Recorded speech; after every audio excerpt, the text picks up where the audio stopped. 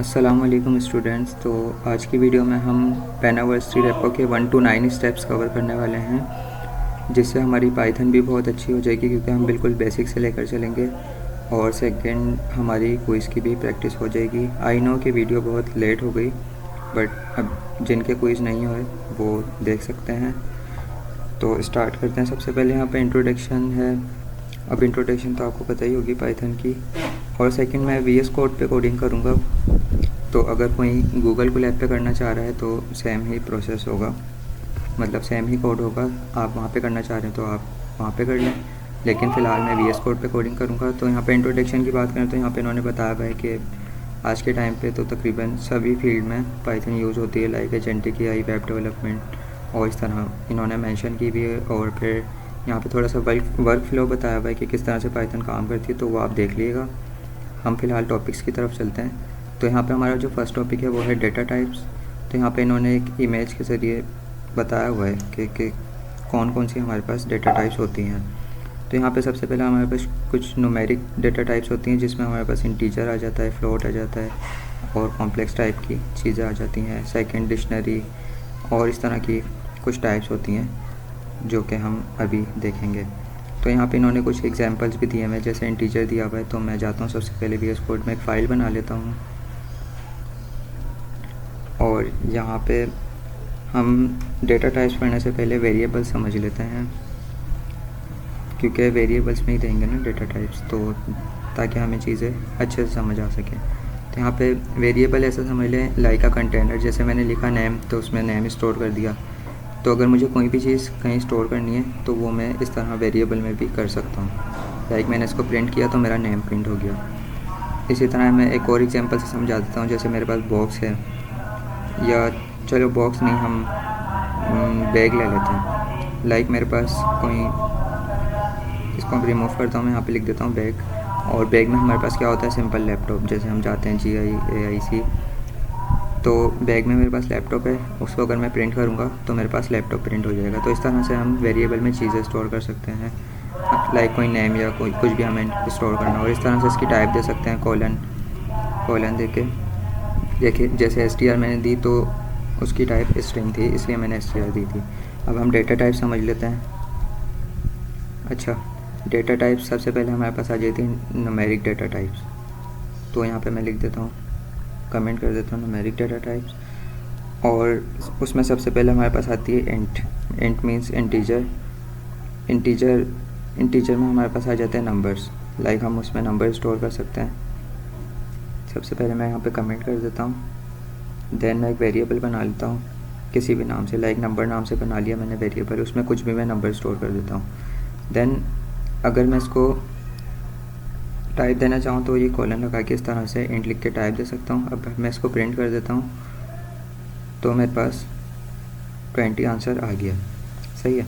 इसी तरह एक बिल्ट इन वो होता है मेथड इसमें टाइप पाइथन में ना, जिससे हमें इसकी टाइप पता चल जाएगी। तो हम इसकी टाइप भी देख लेते हैं क्या है।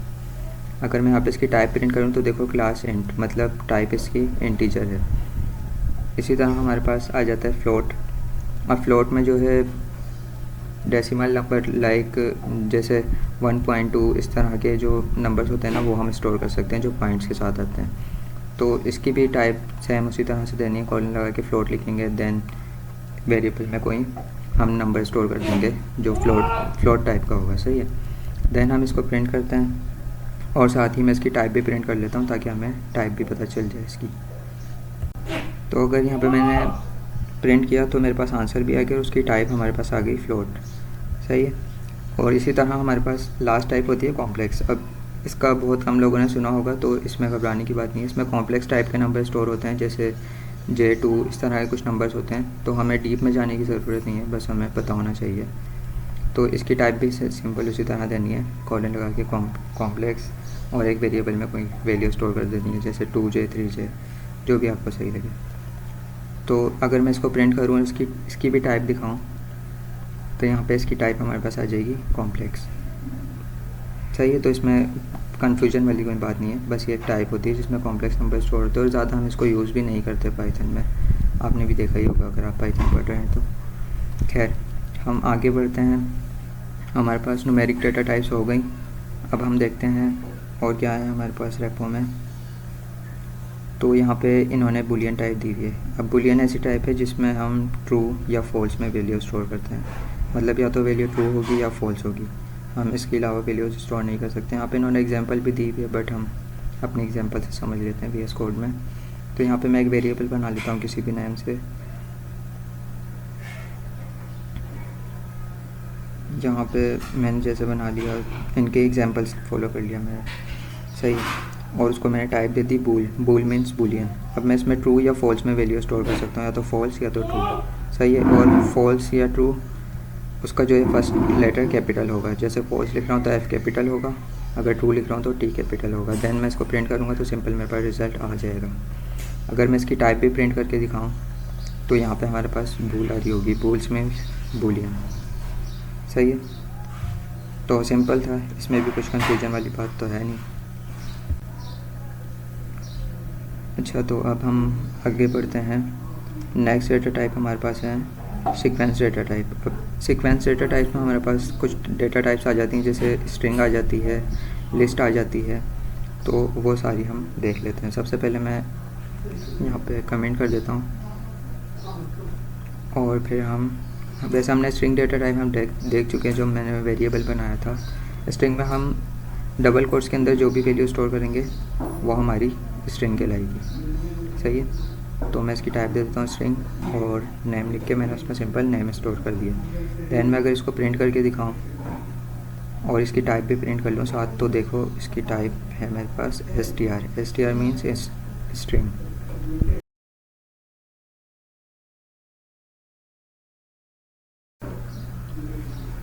तो हम नेक्स्ट डेटा टाइप, अच्छा यहाँ पे एक और चीज़, यहाँ पे कुछ एग्जांपल्स दिए हैं, जैसे मैं डबल कोट्स के अंदर स्टोर करूँ या सिंगल कोट्स के अंदर या इस तरह ट्रिपल कोट्स के अंदर स्टोर करूँ तो वो स्ट्रिंग ही कहलाएगा।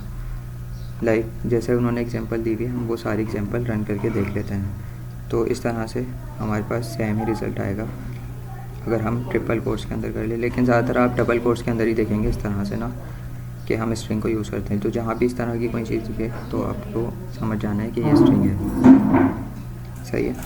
तो नेक्स्ट हम चलते हैं लिस्ट की तरफ। अच्छा, लिस्ट को हम डीप में समझेंगे, बट फ़िलहाल के लिए इसको हम सिंपल रखेंगे, क्योंकि आगे इसका पूरा कॉन्सेप्ट है, इसके कुछ मेथड्स वगैरह होते हैं, बहुत कुछ कर सकते हैं हम इसमें, तो वो सब हम देखेंगे, लेकिन फ़िलहाल के लिए सिंपल रखेंगे। लिस्ट में क्या है, हम मल्टीपल स्टोर कर सकते हैं वैल्यूज़। जैसे मेरे पास बहुत सारे नेम्स है, तो मैंने एक लिस्ट बनाई, सिंपल स्क्वायर ब्रैकेट से लिस्ट बनेगी और कॉमा सेपरेटेड वैल्यू मैंने उसमें स्टोर कर दी, सही है। ये क्या हो गई, हमारे पास लिस्ट हो गई, सही है। तो इसकी मैं टाइप अगर देना चाहूँ तो इस तरह से दे सकता हूँ, लेकिन मैंने जैसे स्ट्रिंग की सारी वैल्यू स्टोर की हुई है, तो मैं आगे ब्रैकेट लगा के इसमें str भी लिख सकता हूँ, तो भी ये एक्सेप्टेबल होगा। लेकिन अगर मल्टीपल वैल्यूज़ होती तो मैं सिर्फ लिस्ट लिख देता।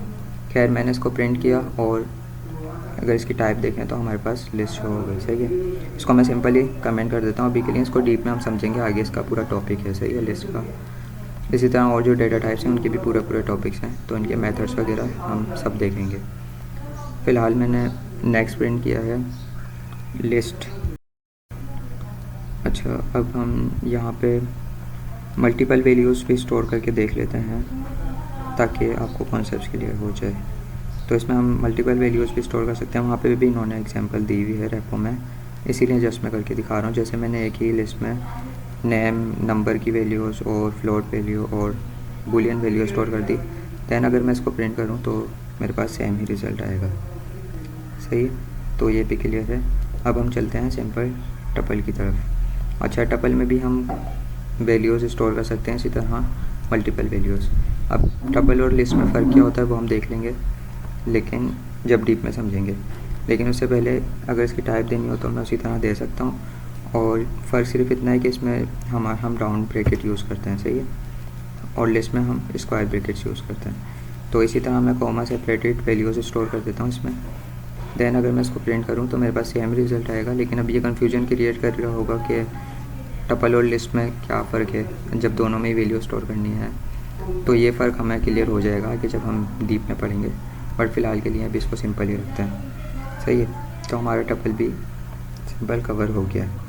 तो आगे हम देख लेते हैं हमारे पास कौन सी डेटा टाइप्स हैं। अच्छा, यहाँ पे मैं लिख देता हूँ, जैसे एक मेन फ़र्क होता है इसमें कि ये चेंजेबल होती है लिस्ट, और टपल क्या होता है, अनचेंजेबल। मेन यही फ़र्क होता है कि लिस्ट में जो है ना हम चेंजेस कर सकते हैं, वो कैसे कर सकते हैं वो हम आगे देख लेंगे, और टपल में हम चेंजेस नहीं कर सकते। सही है, या लाइन म्यूटेबल और इनम्यूटेबल, ये सारे कॉन्सेप्ट भी हम देख लेंगे जब डीप में पढ़ेंगे। फ़िलहाल के लिए हम अपनी टाइप्स कवर करते हैं। तो यहाँ पे हमारे पास नेक्स्ट टाइप आ जाती है सेट्स। अच्छा, सेट्स में हमारे पास दो तरह की टाइप्स होती हैं, सेट्स और फ्रोज़न सेट्स। अब फ्रोज़न सेट्स कम लोगों ने सुना होगा, तो ये भी बस एक टाइप होती है और इसमें उसी तरह से वैल्यू स्टोर कर सकते हैं, इससे ज़्यादा कुछ भी नहीं है इसमें। तो इसमें मतलब कन्फ्यूजन वाली कोई बात नहीं है, इसको भी हम देख लेते हैं साथ ही। फ़िलहाल मैं सेट बनाता हूँ, तो सेट में हमारा बनता है कर्ली ब्रैकेट से, और टाइप उसकी इसी तरह दी जाती है। तो मैं कुछ नंबर स्टोर कर लेता हूँ इसमें, और यहाँ पे मैं इसको प्रिंट भी कर देता हूँ।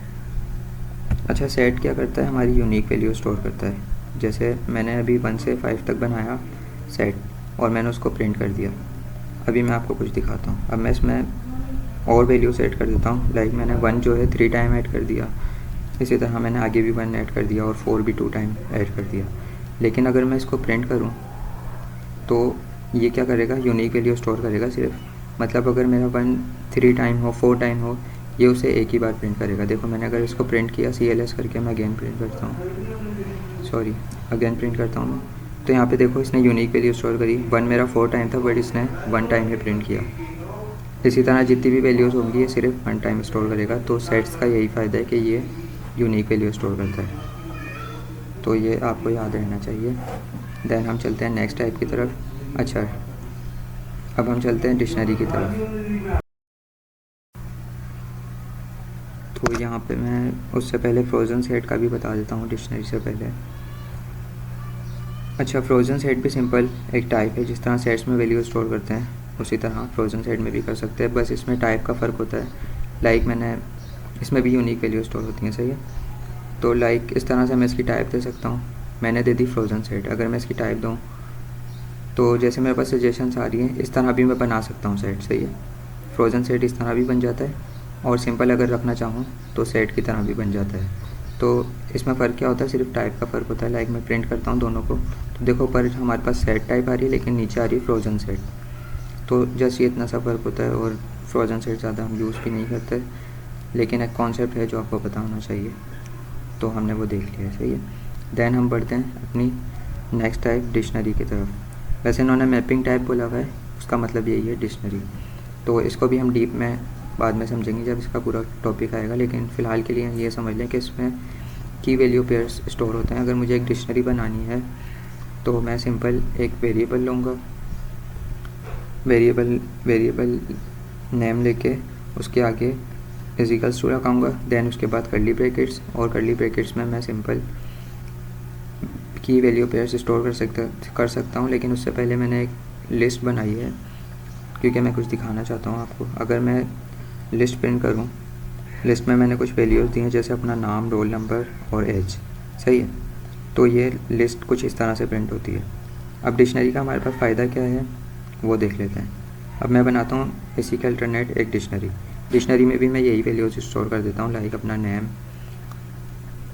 मैं लिखता हूँ नेम, और उसमें स्टोर कर देता हूँ। अच्छा, जावास्क्रिप्ट में ना आप सिंपल इस तरह नेम लिखते होंगे, लेकिन यहाँ पे डबल कोट्स के अंदर लिखना होगा, नहीं तो हमारे पास एरर आ जाएगा, सही है। की भी और वैल्यूज़ भी इसी तरह स्टोर होंगी। फ़िलहाल मैं जल्दी से यहाँ पे रोल नंबर, एज और नेम अपना स्टोर कर देता हूँ डिक्शनरी में, और फिर प्रिंट करता हूँ लिस्ट और डिक्शनरी को। हम फ़र्क देख लेते हैं कि दोनों में क्या है। अगर मैं यहाँ पे दोनों को प्रिंट कर दूँ तो देखो, अब जो मेरे पास लिस्ट है ना, उसमें मुझे पता नहीं चल रहा कि मेरा कौन सा रोल नंबर है, कौन सी एज है, क्योंकि सेम है ना दोनों। लेकिन डिक्शनरी का यही फ़ायदा है कि मुझे अपनी एज भी पता चल रही है कि ये वाली एज है मेरी 20, और ये वाला 20 मेरा रोल नंबर है। तो डिक्शनरी का यही फ़ायदा होता है कि की वैल्यू पेयर्स में वैल्यू स्टोर होती हैं। इसके अलावा हम इसमें अगर और तरह की टाइप्स ऐड करना चाहें, जैसे मैंने लिस्ट ऐड कर दी इसमें, तो वो भी मैं कर सकता हूँ। इसी तरह टपल ऐड करना चाहूँ तो वो सारी चीज़ें मैं डिक्शनरी में आराम से कर सकता हूँ। जैसे हॉबीज़ होती हैं वो एक से ज़्यादा होती हैं, तो वो मैंने अगर प्रिंट करी लिस्ट के अंदर तो वो मेरे पास प्रिंट हो गई, सही है। तो ये बिल्कुल सिंपल हमने समझा है, इसको हम डीप में पढ़ेंगे आगे, इसीलिए मैंने बिल्कुल सिंपल रखा है अभी के लिए। अच्छा, इसके अलावा हमारे पास तकरीबन डेटा टाइप्स हो गई जो हमारे पास इमेज में दी हुई थी। इसके अलावा बाइनरी डेटा टाइप्स भी होती हैं, वो आप एक्सप्लोर करना चाहें तो कर लिएगा, यहाँ पे एंड में दी होंगी, लेकिन फ़िलहाल के लिए जो मेन थी हमारी वो हमने कवर कर ली। अच्छा, तो यहाँ पे रेंज का भी दिया हुआ था टॉपिक, तो वो भी हम कवर कर लेते हैं। अच्छा, रेंज जो है ना एक बिल्ट इन फंक्शन होता है जो क्या करता है, हमें एक बिल्ट इन लिस्ट प्रोवाइड कर देता है। जैसे मुझे एक लिस्ट चाहिए है, मैं बनाऊंगा नंबर नाम से लिस्ट, सही है। और अगर मैं इसकी टाइप देना चाहूँ रेंज, तो मैं रेंज दे सकता हूँ, बट फ़िलहाल के लिए मैं नहीं दे रहा, देना चाहूँ तो दे सकता हूँ। और सिंपल मैंने रेंज के मेथड को कॉल किया और सिंपल में इसमें 10 लिख देता हूँ। तो अगर मैं अभी के लिए इसको प्रिंट करूँ तो यहाँ पे मेरे पास रिज़ल्ट नहीं आएगा। उसका रीज़न ये है, सिर्फ हमें ये रेफरेंस दे देगा। अगर मैं प्रिंट करके दिखाऊँ तो इसने बता दिया कि भाई आपके पास रेंज है 0 से 10 तक की, सही है। अभी सिंपल समझ लें, मैं प्रिंट करके भी इसको दिखा दूंगा कि ये किस तरह से यूज़ होता है। अगर मुझे 1 से 10 तक चाहिए तो मैं सिंपल 1 से 10 तक भी लिस्ट ले सकता हूँ। इसी तरह इसमें एक और वो होता है जंप के लिए, जैसे मैंने लिख दिया ना उसके आगे 2, तो ये क्या करेगा, ये जंप करेगा। जैसे मुझे पहले 1 देगा, फिर उसके बाद 3 देगा, फिर 5 देगा, इस तरह से रेंज देगा। लेकिन फ़िलहाल के लिए रेंज प्रिंट नहीं हो रही, सिर्फ रेफरेंस प्रिंट हो रहा है। तो रेंज को हम किसी आई ट्रेबल में यूज़ कर सकते हैं, जैसे मुझे लूप वगैरह में यूज़ कर सकता हूँ। लाइक मैं यहाँ पे सिंपल एक लिस्ट बनाता हूँ, सही है। और अगर मुझे इस पर लूप चलाना है तो मैं सिंपल इस पर लूप चला देता हूँ। अच्छा, लूप हम बाद में पढ़ लेंगे, फ़िलहाल के लिए मैंने इसको सिंपल लूप चला दिया। इस तरह से कुछ लूप चलता है, सही है। लेकिन अगर यही चीज़ मुझे रेंज से करनी हो तो वो ज़्यादा इजीली हो सकेगी, मुझे इसकी ज़रूरत नहीं पड़ेगी। लाइक मैं लिस्ट को कमेंट करता हूँ, यहाँ पे मैं ले लेता हूँ रेंज में मैं ले लेता हूँ 1 से, फ़िलहाल के लिए 10 तक नंबर लिया मैंने, तो 0 से 9 तक मेरे पास उसी तरह लूप में प्रिंट हो गई वैल्यूज़। अगर मुझे अब 1 से 10 तक चाहिए तो मैं सिंपल लिखूँगा 1 और कॉमा लगा के 10 लिख दूँगा। फ़िलहाल के लिए मैं 11 लिख देता हूँ ताकि मेरे पास 10 तक वैल्यूज़ आ जाएँ, क्योंकि लास्ट वैल्यूज़ इंक्लूड नहीं होती। अगर मैं यहाँ पे जंप की बात करूँ तो जैसे मैंने 2 लिखा तो हर 2 नंबर पे वो जंप कर रहा है। तो इस तरह से कुछ हमारा रेंज मेथड काम करता है। इसको हम आगे भी देख लेंगे यूज़ करके जब लूप्स वगैरह पढ़ेंगे। लाइक मुझे जितनी बड़ी लिस्ट चाहिए, जैसे मैंने 100 लिखा तो मुझे 100 तक वैल्यूज़ मिल गई। तो रेंज का यही फ़ायदा है कि जितनी ज़्यादा वैल्यूज़ हमें चाहिए हों सब हम सिंपल राइट करके लिख सकते हैं। अगर मैं लिस्ट बनाता 100 नंबर की तो आप खुद ही अंदाज़ा लगा लेंगे कितना ज़्यादा उसमें टाइम लगता। फ़िलहाल हम चलते हैं नेक्स्ट टॉपिक की तरफ। तो हमारे नेक्स्ट टॉपिक है ऑपरेटर्स, लेकिन उससे पहले यहाँ पे इन्होंने इमेज दी हुई है जिसमें हमें ऑपरेंड और ऑपरेटर समझाया गया है बहुत ही अच्छे से, जो कि समझना ज़रूरी भी है। अच्छा, ऑपरेटर क्या होते हैं, जो हमें ऑपरेशन परफॉर्म करने में हेल्प करते हैं। जैसे यहाँ पे इन्होंने दिया हुआ है प्लस माइनस, इस तरह अगर हमें कुछ ऑपरेशन परफॉर्म कराना है तो हम किसी ऑपरेटर के ज़रिए करवाएंगे। और ऑपरेंड क्या होते हैं, लाइक हमारा वेरिएबल या हमारी वैल्यूज़, वो हमारे कहलाते हैं ऑपरेंड्स। तो सिंपल मैं यहाँ पे समझा देता हूँ VS कोड में जाके। सबसे पहले मैं यहाँ पे हेडिंग कमेंट कर देता हूँ, दैन मैं समझा देता हूँ इनमें फ़र्क क्या होता है ऑपरेंड और ऑपरेटर्स। अगर मैं यहाँ पे एक वेरिएबल बनाऊँ और सेकंड वेरिएबल भी बनाऊँ, उसमें भी एक नंबर स्टोर कर दूँ, दैन मैं यहाँ पे प्रिंट करता हूँ a + b। तो अब ये क्या करेगा, सिंपल a + b को प्लस कर देगा, मतलब 2 2 ज़ा 4, 2 2 को प्लस कर देगा। लेकिन यहाँ पे क्या है, a और b जो है हमारे ऑपरेंड है और बीच में प्लस का साइन जो है वो हमारा ऑपरेटर है, सही है, जो कि हमें ऑपरेशन परफॉर्म करने में हेल्प कर रहा है, मतलब हमें प्लस करने में हेल्प कर रहा है। तो अगर मैं इसको प्रिंट करता हूँ तो मेरे पास 4 आंसर आ जाएगा। तो सिंपल ये कॉन्सेप्ट था। अब हम ऑपरेटर्स देख लेते हैं कि हमारे पास ऑपरेटर्स कौन कौन से होते हैं। मैं यहाँ पे हेडिंग दे देता हूँ सबसे पहले ऑपरेटर्स, देन हम रेपो में से ही देख लेंगे कि हमारे पास कौन कौन से होते हैं ऑपरेटर। अगर मैं यहाँ पे स्क्रॉल करके दिखाऊँ तो यहाँ पे कुछ यूनरी ऑपरेटर, ये सारे हम देख लेंगे, लेकिन हम बिल्कुल बेसिक से लेके चलते हैं फ़िलहाल के लिए। फ़िलहाल के लिए हम स्टार्ट करते हैं अर्थमेटिक ऑपरेटर से। अगर मैं यहाँ पे स्क्रॉल करके दिखाऊँ तो यहाँ पे दिया हुआ है अरिथमेटिक ऑपरेटर्स होते हैं हमारे पास, कंपैरिजन ऑपरेटर्स और इस तरह के और होते हैं, तो हम सबको देख लेंगे डीपली, बट फ़िलहाल के लिए हम अरिथमेटिक से स्टार्ट करते हैं। अब अरिथमेटिक क्या होते हैं? जिन पे मैथ के ऑपरेशन परफॉर्म किए जा सकें, लाइक प्लस करने हो नंबर, माइनस करने हो, डिवाइड करने हो, इस तरह की चीज़ें करनी हो तो वो हम कर सकते हैं।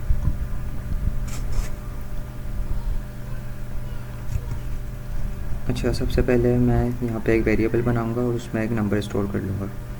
तो यहाँ पे इन्होंने बताया हुआ भी है कि हम क्या क्या कर सकते हैं, जैसे प्लस, माइनस, डिवीज़न वगैरह, और यहाँ पे इन्होंने एग्जांपल भी दी हुई है, कोड एग्जांपल, तो हम भी इसी को फॉलो कर लेते हैं।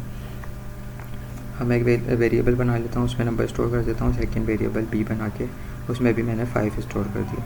अब मैं क्या करता हूँ, सिंपल पहले दोनों नंबर को प्लस करता हूँ, ए प्लस बी लिखूँगा प्रिंट के अंदर, तो ये क्या होंगे, एडिशन हो जाएगा हमारा, मतलब 2 नंबर प्लस हो गए और मेरे पास मेरा आंसर आ गया। सही है, 15। सेकंड क्या करता हूँ, मैं माइनस कर देता हूँ, तो माइनस के लिए सिंपल प्लस की जगह माइनस का साइन लगाऊंगा और ये मेरा माइनस हो जाएगा। इसी तरह मैं मल्टीप्लिकेशन, डिवीज़न, इस तरह और भी चीज़ें कर सकता हूँ, तो सबको मैं करके सिंपल प्रिंट करके अगर दिखाऊँ तो मेरे पास बिल्कुल सही आंसर आ जाएगा। अगर आपके पास कैलकुलेटर है तो आप चेक भी कर लीजिएगा, बिल्कुल सही आंसर आ रहा होगा। तो सिंपल इस तरह अगर मुझे ऑपरेशन परफॉर्म करना है तो मैं अरिथमेटिक ऑपरेटर्स का यूज़ करता हूँ। तो हम आगे बढ़ते हैं। अच्छा, ये सारे ऑपरेटर्स भी ना हम डीपली देखेंगे जब इफ़ एल्स कंट्रोल फ्लो पढ़ेंगे ना, वहाँ पे हमारे हेल्प करेंगे, क्योंकि अभी के लिए आपको समझ ही नहीं आ रहा होगा कि ये ऑपरेटर्स आके हमारे काम कहाँ आएंगे। अच्छा, नेक्स्ट हमारे पास है कंपैरिजन ऑपरेटर, जिसको हम रिलेशनल ऑपरेटर्स भी कहते हैं। तो यहाँ पे सबसे पहले मैं हेडिंग दे देता हूँ। तो अब इसमें हमारे पास क्या होता है, सबसे पहले हम equals to, not equal to, इस तरह के कंपैरिजन ऑपरेटर का मतलब ही यही है, वैल्यूज़ को कंपेयर करते हैं आपस में, जैसे इन्होंने बताया हुआ है, लाइक जैसे ग्रेटर दैन, लेस दैन, इस तरह की अगर हमें कंपेयर करनी हो वैल्यूज़ तो हम इनका यूज़ करते हैं। लाइक मैं सबसे पहले यहाँ पे 2 वेरिएबल ले लेता हूँ, देन हम इसको समझते हैं। वेरिएबल मैंने लिया और मैंने सिंपल इनकी वैल्यू को कंपेयर कर दिया। मैंने बोल दिया x इजिकल्स टू वाई, तो ये क्या करेगा, वैल्यूज़ को कंपेयर करेगा, लेकिन फ़िलहाल के लिए हमारे पास वैल्यू देखें सेम नहीं है, तो इसने मुझे फॉल्स रिटर्न कर दिया। अच्छा, ये ट्रू या फॉल्स ही रिटर्न करते हैं, सही है कंपैरिजन ऑपरेटर। अगर मैं यहाँ पे दोनों की वैल्यूज़ 10 कर दूँ तो मेरे पास ये ट्रू हो गया, वैल्यू सेम हो गई तो इसने ट्रू रिटर्न कर दिया। तो आई थिंक आपको समझ आ रहा होगा। तो अगर मैं इसी तरह यहाँ पे और भी ऑपरेटर्स होते हैं, जैसे नॉट इक्वल टू क्या करेगा, मेरा जो ट्रू होगा उसको फॉल्स कर देगा, और अगर फॉल्स होगा तो उसको ट्रू कर देगा। तो जैसे मेरे पास फॉल्स है वैल्यूज़, उसने ट्रू रिटर्न कर दिया लेकिन मुझे। इसी तरह मेरे पास ग्रेटर देन होता है और लेस देन होता है। ग्रेटर देन क्या करता है, मैंने इसको कहा कि x ग्रेटर देन है y के, तो उसने बोल दिया ट्रू, क्योंकि ऐसा ही है, मेरे पास जो 10 में वैल्यू स्टोर है 10, वो 5 से बड़ी है, सही है। लेकिन अगर मैं इसको बोल दूं कि भाई मेरी वैल्यू, मेरा जो x है वो लेस देन है y के, तो ये बोल देगा फॉल्स, क्योंकि जो मेरे x में वैल्यू स्टोर है वो है 10 और y में स्टोर है 5, तो 5 जो है उससे बड़ा है y से, लेकिन जो 10 है वो 5 से छोटा नहीं है, तो ये सिंपल मुझे रिटर्न कर देगा फॉल्स। अच्छा, तो देन हमारे पास आता है ग्रेटर देन इजिकल्स टू और लेस देन इजिकल्स टू। अब इनका दोनों का भी काम यही होता है, बस इसमें फ़र्क क्या होता है, हम इसको बोल रहे हैं कि या तो हमारी वैल्यू ग्रेटर देन और इजिकल्स टू है या फिर लेस देन इजिकल्स टू है।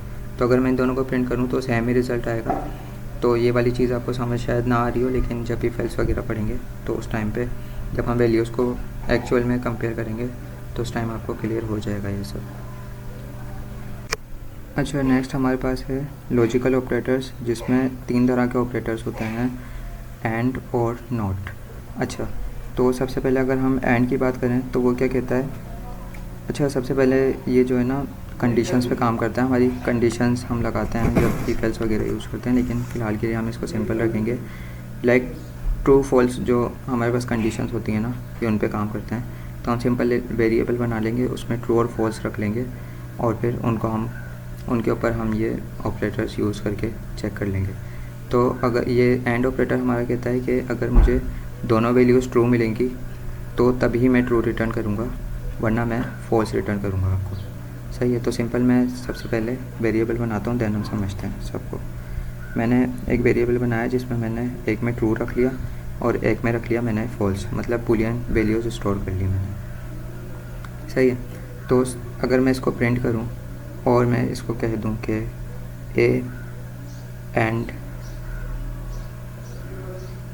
ए और ले लिया मैंने, और नहीं, सबसे पहले हम एंड को ही प्रिंट कर लेते हैं।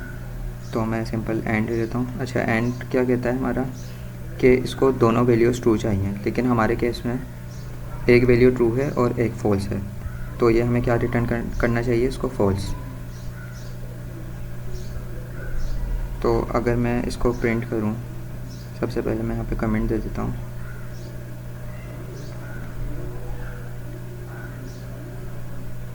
दोनों वैल्यूज़ जब ट्रू होंगी तो ये जब भी हमें ट्रू रिटर्न करेगा। सही है। इसको दोनों वैल्यूज़ ट्रू चाहिए, तो अगर मैं इसको प्रिंट करूँगा तो सिंपल इसने मुझे फॉल्स रिटर्न कर दिया, क्योंकि हमारे केस में एक वैल्यू फॉल्स है और एक ट्रू है। लेकिन अगर मैं दोनों वैल्यूज़ को ट्रू कर दूँ यहाँ पे, तो ये मुझे ट्रू रिटर्न कर देगा सिंपल। सही है। इसी के अल्टरनेट जो हमारा और ऑपरेटर्स है वो क्या कहता है कि मुझे अगर एक वैल्यू भी ट्रू मिलेगी तो मैं ट्रू रिटर्न कर दूँगा। सही है। अगर इसको एक वैल्यू भी ट्रू मिल गई तो ये मुझे सिंपल ट्रू रिटर्न कर देगा। जैसे मेरे केस में एक वैल्यू ट्रू है और एक फॉल्स है, तो और ऑपरेटर क्या करेगा, मुझे ट्रू रिटर्न कर देगा। तो अगर मैं यहाँ पे इसको प्रिंट करके दिखाऊँ तो सिंपल इसने मुझे ट्रू रिटर्न कर दिया। इसी तरह हमारे पास आ जाता है नॉट ऑपरेटर। अब नॉट ऑपरेटर क्या करता है, अच्छा ये इस तरह से काम नहीं करता, ये हमारे ट्रू को फॉल्स कर देता है और फॉल्स को ट्रू कर देता है। लाइक मैंने प्रिंट में लिख दिया नॉट बी, तो हमारे पास बी क्या है, फॉल्स है, लेकिन अगर मैं इसको प्रिंट करूँ तो ये मुझे ट्रू रिटर्न कर देगा, यानी हमारे ट्रू को फॉल्स कर देगा और फॉल्स को ट्रू कर देगा। तो सिंपल ये कॉन्सेप्ट था लॉजिकल ऑपरेटर्स का। अच्छा, अब हम चलते हैं नेक्स्ट ऑपरेटर की तरफ, जो है हमारा असाइनमेंट ऑपरेटर, जो कि नाम से ही पता चल रहा है कि किसी चीज़ को कोई वैल्यू असाइन करना। तो ये हमारे वेरिएबल पे काम करता है। जैसे लाइक मैं अगर वेरिएबल बनाता हूँ तो मैं उसमें भी असाइनमेंट ऑपरेटर यूज़ करता हूँ। तो अगर मुझे एक वेरिएबल बनाना है तो सबसे पहले मैं एक नेम लिखूँगा, वेरिएबल नेम में कुछ भी लिख सकता हूँ। मुझे उसमें कुछ वैल्यू स्टोर करनी है तो मैं उसके लिए पहले इक्वल्स टू साइन लगाऊंगा, दैन उसके बाद में वैल्यू स्टोर करूँगा। और अगर मुझे टाइप देनी हो तो मैं टाइप भी दे सकता हूँ, बट फ़िलहाल के लिए मैं टाइप नहीं दूँगा, मैं सिंपल वेरिएबल बना के दिखाता हूँ। तो अगर हम वेरिएबल बनाते हैं तो मैंने लिखा a = 5, मैंने एक a नाम का वेरिएबल बनाया, उसको एक वैल्यू असाइन कर दी, किस साइन की मदद से, = के साइन की मदद से। तो अगर मैं इसको प्रिंट करूं तो मेरे पास सिंपल रिज़ल्ट आ जाएगा। सही है। और इसी तरह हमारे पास असाइनमेंट ऑपरेटर में और भी ऑपरेटर्स आ जाते हैं। जैसे मैंने a + = 2 लिख दूँ तो ये क्या करेगा, हमारा जो वेरिएबल है उसमें 2 नंबर प्लस कर देगा। तो a हमारा पहले क्या था, 3 था, मैंने उसमें 2 प्लस कर दिया तो वो हो गया 5। सही है। इसी तरह मैं इसमें से माइनस भी करवा सकता हूँ वेरिएबल में से। मैं लिखता हूँ a - = 2, तो अब क्या करेगा, जो हमारा 5 हुआ था उसको ये वापसी 3 कर देगा। और इसने क्यों नहीं किया 3, क्योंकि मुझसे एक मिस्टेक हो गई, मैंने माइनस प्लस नहीं -= लिखना है, तो मेरे पास सिंपल आंसर आ गया 3। सही है। तो इसी तरह जो भी हमारे पास डिवीज़न, फ्लोर डिवीज़न, इस तरह की चीज़ें हम वो करवा सकते हैं एक वेरिएबल। तो ये क्या करता है, असाइनमेंट ऑपरेटर सबसे पहले ये वैल्यू असाइन करने के लिए यूज़ होता है और ये हमारे वेरिएबल्स पे काम करता है। सही है। इतना कॉन्सेप्ट सभी के लिए याद रखें, बाकी क्लियर हो जाएगा वक्त के साथ। तो मैं यहाँ पे सब कुछ करके दिखा देता हूँ। मैं कर लेता हूँ सबसे पहले डिवाइड, देन फ्लोर डिवीज़न, और मैं अगर इसको प्रिंट करूँ तो मेरे पास आंसर आ जाएगा। तो इस तरह से जो हम अर्थमेटिक ऑपरेशन परफॉर्म कर रहे थे वो सभी हम यहाँ पे भी कर सकते हैं। तो सिंपल हम चलते हैं नेक्स्ट ऑपरेटर की तरफ, और नेक्स्ट हमारा ऑपरेटर है आइडेंटिटी ऑपरेटर्स। अच्छा, ये थोड़ा समझने का ऑपरेटर है, तो इसको हम समझते हैं थोड़ा डीपली। तो यहाँ पे इन्होंने एग्जांपल भी दी हुई है, जैसे इन्होंने सेम लिस्ट बनाई हुई है और फिर उसको प्रिंट किया हुआ है, तो लेकिन ये यहाँ से शायद नहीं समझ आ रही हो, तो हम अपने VS कोड में बिल्कुल बेसिक से समझते हैं आइडेंटिटी ऑपरेटर्स को। अच्छा, मैं सबसे पहले एक लिस्ट बना लेता हूँ, देन मैं सेकंड लिस्ट बना लेता हूँ B, और मैंने दोनों में सेम वैल्यू स्टोर कर दी, सही है, 1 2 3 1 2 3। तो अब मैं क्या करता हूँ, अगर मैं इसको प्रिंट करूँ is to B, A is to B, तो ये मुझे क्या रिटर्न करेगा, ट्रू। हमने ये पढ़ा था ना, इज टू अभी ऑपरेटर। लेकिन अगर मैं इसको आइडेंटिटी ऑपरेटर से देखूँ A इज़ B, तो ये मुझे फॉल्स रिटर्न कर रहा है। क्यों?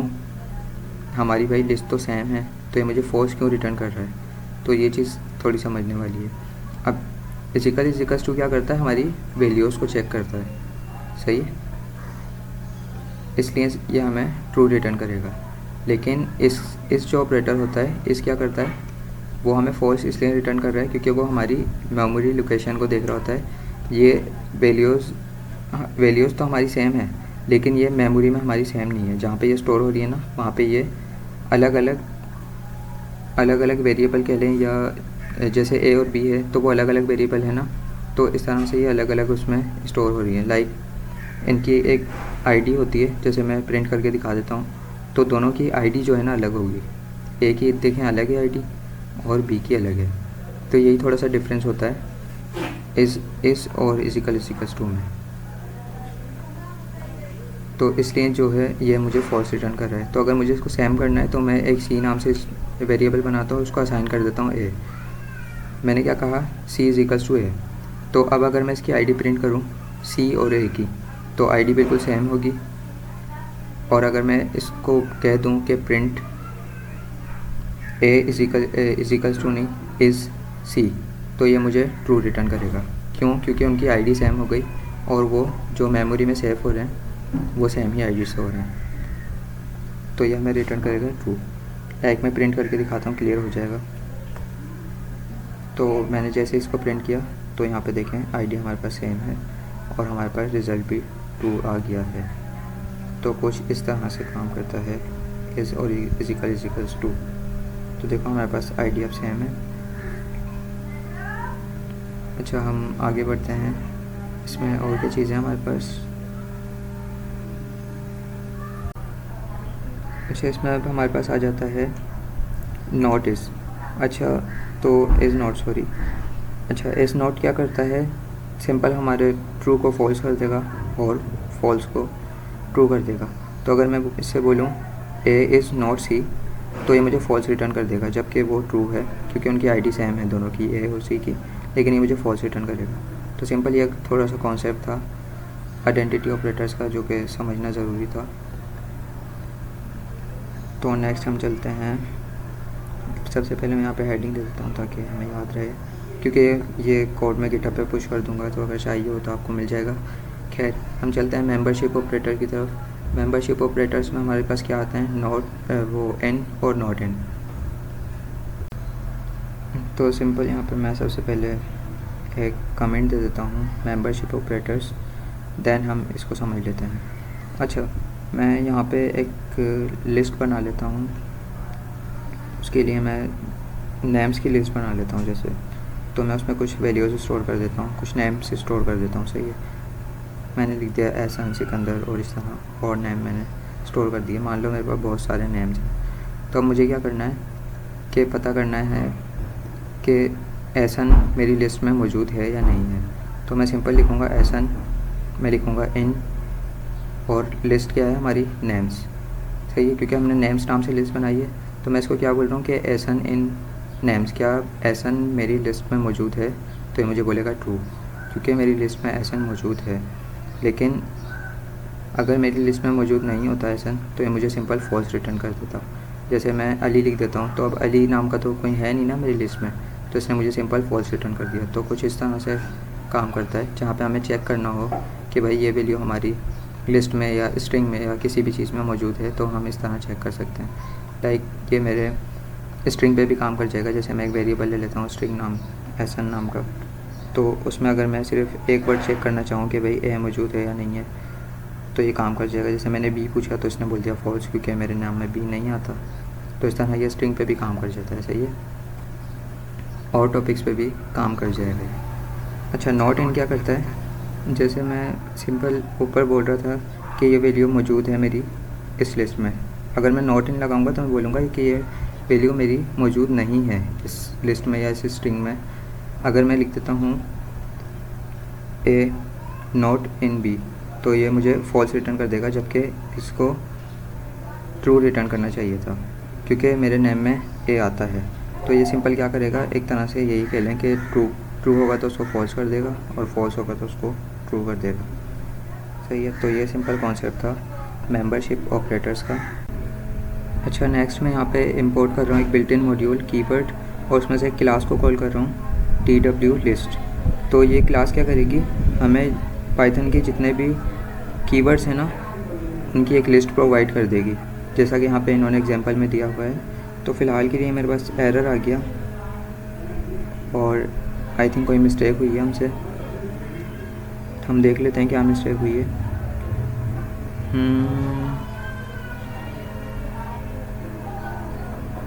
हम इसी को ऊपर करके ट्राई करते हैं, मतलब सबसे फर्स्ट पे जाते हैं और वहाँ पे, लेकिन फिर भी एरर आ रहा है। तो हम देख लेते हैं क्या एरर है, इसमें कोई कन्फ्यूजन वाली बात नहीं है। अच्छा, मैंने मिस्टेक कर दी थी, वो नाम मैंने गलत लिख दिया था क्लास का। तो मैंने क्लास का नाम सही किया और सिंपल मेरे पास कीवर्ड की लिस्ट आ गई। तो इस तरह से आप भी प्रिंट कर सकते हैं। इसमें क्या होगा, जितने भी पाइथन के कीवर्ड्स हैं ना, if, else, in, not in, इस तरह के जो कीवर्ड्स हैं ना उसकी सारी लिस्ट आ जाएगी, जैसे यहाँ पे इन्होंने एग्जांपल में दी हुई है। तो यही थे हमारे पास सारे ऑपरेटर्स। देन यहाँ पे थोड़ा सा स्क्रॉल करें तो यहाँ पे इन्होंने थोड़े से केसेस बताए हैं। वो क्या है, वेरिएबल के केसेस बताए हैं कि हम वेरिएबल का जो नेम है उसके आगे अंडरस्कोर लगा सकते हैं, लगाना चाहें तो। हमें कोई नेम लिखना है, यूज़र नेम लिखना है तो बीच में अंडरस्कोर लगा सकते हैं, बट स्टार्ट में नहीं लगा सकते, सही है। जैसे मैंने स्टार्ट में लगाया तो वो लाइट हो गया, मतलब ये एक वेरिएबल नहीं है, तो वो मुझे एरर भी दे देगा, सही है। तो इस तरह जो है ना इन्होंने यहाँ पे कुछ एग्जांपल्स दिए हैं जो कि आप ट्राई करना चाहें तो कर सकते हैं। और यहाँ पे ये थोड़ी सी मेन चीज़ लग रही है मुझे। अच्छा, यहाँ पे ये क्या कहते हैं कि हम एक से ज़्यादा वेरिएबल बना के उनको एक से ज़्यादा वैल्यूज़ भी दे सकते हैं। सिंपल ए कॉमा सेपरेटेड मैंने नेम लिखे और कॉमा सेपरेटेड वैल्यूज़ दे दी। तो अगर मैं सिंपल इसको प्रिंट करूँ ABC को, तो ABC में जो वैल्यूज़ स्टोर हैं 1 2 3 वो मेरे पास प्रिंट हो जानी चाहिए। तो सिंपल मैं अगर इसको प्रिंट करूँ तो मेरे पास वैल्यूज़ स्टोर हो गई। तो इस तरह से भी हम कुछ कर सकते हैं। नेक्स्ट हम देख लेते हैं ये क्या कह रहे हैं। नेक्स्ट टॉपिक हमारा क्या है,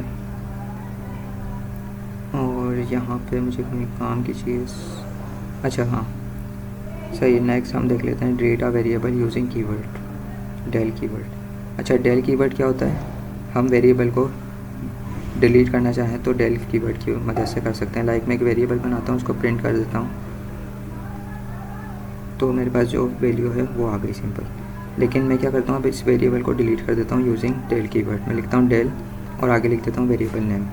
तो अब क्या हुआ, मेरा वेरिएबल डिलीट हो गया। लाइक मैं इसको अगर प्रिंट करके दिखाऊँ तो ये मेरे पास एरर दे देगा मुझे, कि बोलेगा कि ये इस नाम का कोई वेरिएबल है ही नहीं। देखें यहाँ पे इसने एरर दे दिया, जबकि मेरा वेरिएबल बना हुआ है। ये इस वजह से एरर दे रहा है कि मेरा वेरिएबल जो है वो मेमोरी से डिलीट हो चुका है यूजिंग डेल कीवर्ड। तो इस तरह अगर मैं कीवर्ड को, वो वेरिएबल को डिलीट करना चाहूँ तो कर सकता हूँ यूजिंग डेल कीवर्ड, सही है। तो देन ये रैप हमारे पास कवर हो गई। देन हम चलते हैं अपने नेक्स्ट टॉपिक की तरफ। ऑपरेटर्स हमारे कवर हो गए।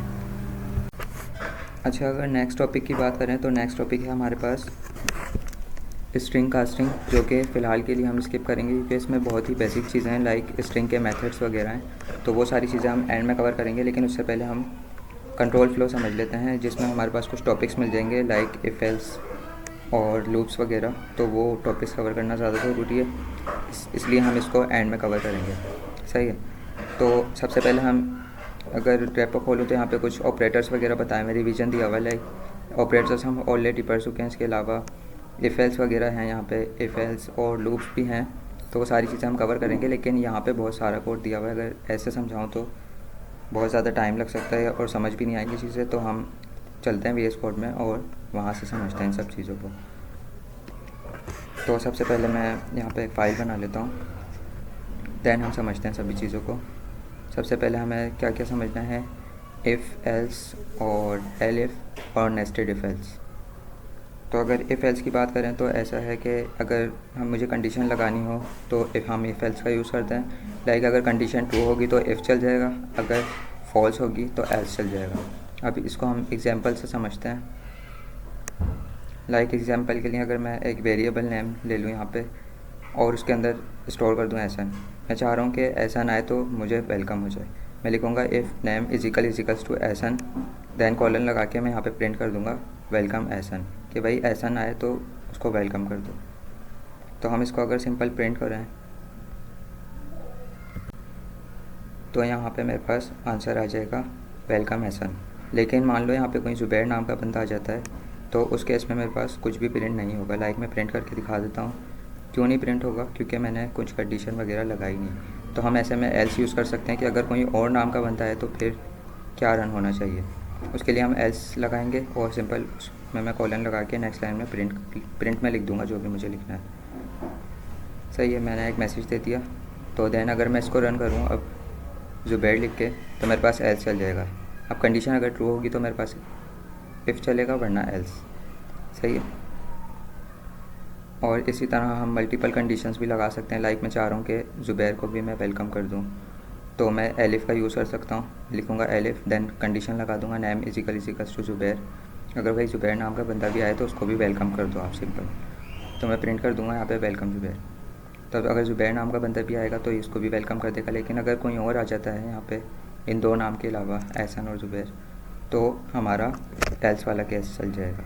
लाइक यहाँ पे आ जाता है सिकंदर, तो उसी तरह एल्स चल जाएगा। लेकिन अगर मैं इसको भी करना चाहता हूँ, लाइक एक और कंडीशन लगाना चाहता हूँ, तो मैं सिंपल लगा सकता हूँ उसी तरह। तो यहाँ पे मैं जितनी कंडीशंस लगाना चाहूँ अपनी रिक्वायरमेंट्स के हिसाब से लगा सकता हूँ। तो ये सिंपल कॉन्सेप्ट था इफ़ एल्स एलिफ का। और इसके अलावा हमारा क्या रह गया, नेस्टेड इफ़ एल्स, तो वो भी हम समझ लेते हैं। वैसे हमारा साथ ही ये छोटा सा एक प्रोजेक्ट भी बन जाएगा। तो इसको समझने के लिए मैं एक वेरिएबल बना लेता हूँ एज नेम से। अब नेस्टेड इफ़ एल्स का मतलब क्या है, इफ़ एल्स के अंदर ही इफ़ एल्स, तो मैं इफ़ के अंदर ही एक और इफ़ एल्स बना रहा हूँ। सही है। यहाँ पे मैं लिख देता हूँ एज इजिकल्स टू और ग्रेटर देन हो 18 के। एंड ऑपरेटर का यूज़ करूँगा मैं और लिख दूँगा एज लेस देन या इक्वल टू हो तो आप ये प्रिंट कर दो। 14 के अगर इक्वल टू हो तो आप सिंपल ये प्रिंट कर दो मेरे पास। तो फ़िलहाल के लिए हम सिर्फ इसी कंडीशन को चला लेते हैं। मैंने सिंपल ये कहा है कि एज 18 से 40 के बीच में हो तो मेरे पास ये प्रिंट हो जाए। लेकिन मेरे पास एज 20 है, तो सिंपल उसने प्रिंट कर दिया वेलकम सिकंदर।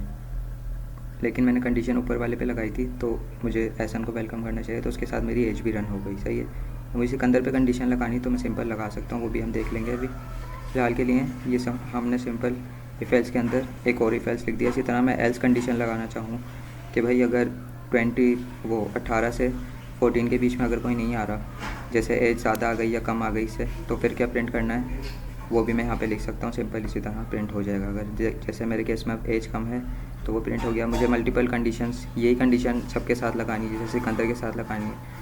मैं इसको सिंपल कॉपी करूँगा इतने कोड को और नेक्स्ट वाला जो हमारा एलिफ है उसके अंदर मैं पेस्ट कर दूँगा कुछ इस तरह से। तो अब अगर मैं सिकंदर को ज़ुबैर को भी वो करूँ तो उसमें भी ये कंडीशन लगता है। इस तरह सिकंदर में लगाना चाहूँ तो मैं लगा सकता हूँ। जितनी कंडीशन लगानी हो मैं अपनी रिक्वायरमेंट्स के हिसाब से लगा सकता हूँ। तो ये सिंपल कॉन्सेप्ट था मेरे पास नेस्टेड इफ़ एल्स, एलिफ और इफ़ एल्स का। तो अब हम आगे बढ़ते हैं लूप्स की तरफ। अच्छा, लूप्स हमें कौन कौन से कवर करना है हम देख लेते हैं पहले एक बार। सही है, फॉर लूप और सेकंड वाइल लूप भी सही है, और वाइल लूप भी हमें कवर करना है। इसके अलावा आई थिंक रेंज मेथड भी इन्होंने बताया है, तो वो सब हम अपने तौर पे ही जैसे VS कोड में हम कवर करते हैं उस हिसाब से कर लेते हैं, क्योंकि यहाँ पे बहुत सारे एग्जांपल्स हैं। हमें सिर्फ टॉपिक समझने की ज़रूरत है, फिर आप कोड भी आगे का समझ आने लग जाएगा, तो वो आप एग्जांपल्स भी फॉलो कर सकते हैं बाद में। फ़िलहाल के लिए हम लूप्स की तरफ चलते हैं। तो यहाँ पे मैं सबसे पहले फॉर लूप समझ लेते हैं। तो फॉर लूप का सिंटैक्स समझ लेते हैं सबसे पहले। अच्छा, सिंटैक्स से पहले फॉर लूप काम क्या आता है, किसी चीज़ को लूप में प्रिंट करने के लिए। लाइक मैं एक लिस्ट ले लेता हूँ, जैसे नेम्स की लिस्ट ले लेता हूँ मैं, और मैं उसमें कुछ नेम्स स्टोर कर देता हूँ। मैं चाह रहा हूँ कि ये एक लूप में प्रिंट हो, मेरे पास एक लिस्ट की शक्ल में ना हो। लूप से मुराद मतलब एक लाइन बाय लाइन कोड चले मेरा। सबसे पहले जो वन नेम है वो प्रिंट हो, उसके बाद प्रिंट हो। तो सिंपल अगर लिस्ट को प्रिंट करूँ तो वो मेरे पास लिस्ट प्रिंट हो जाएगी।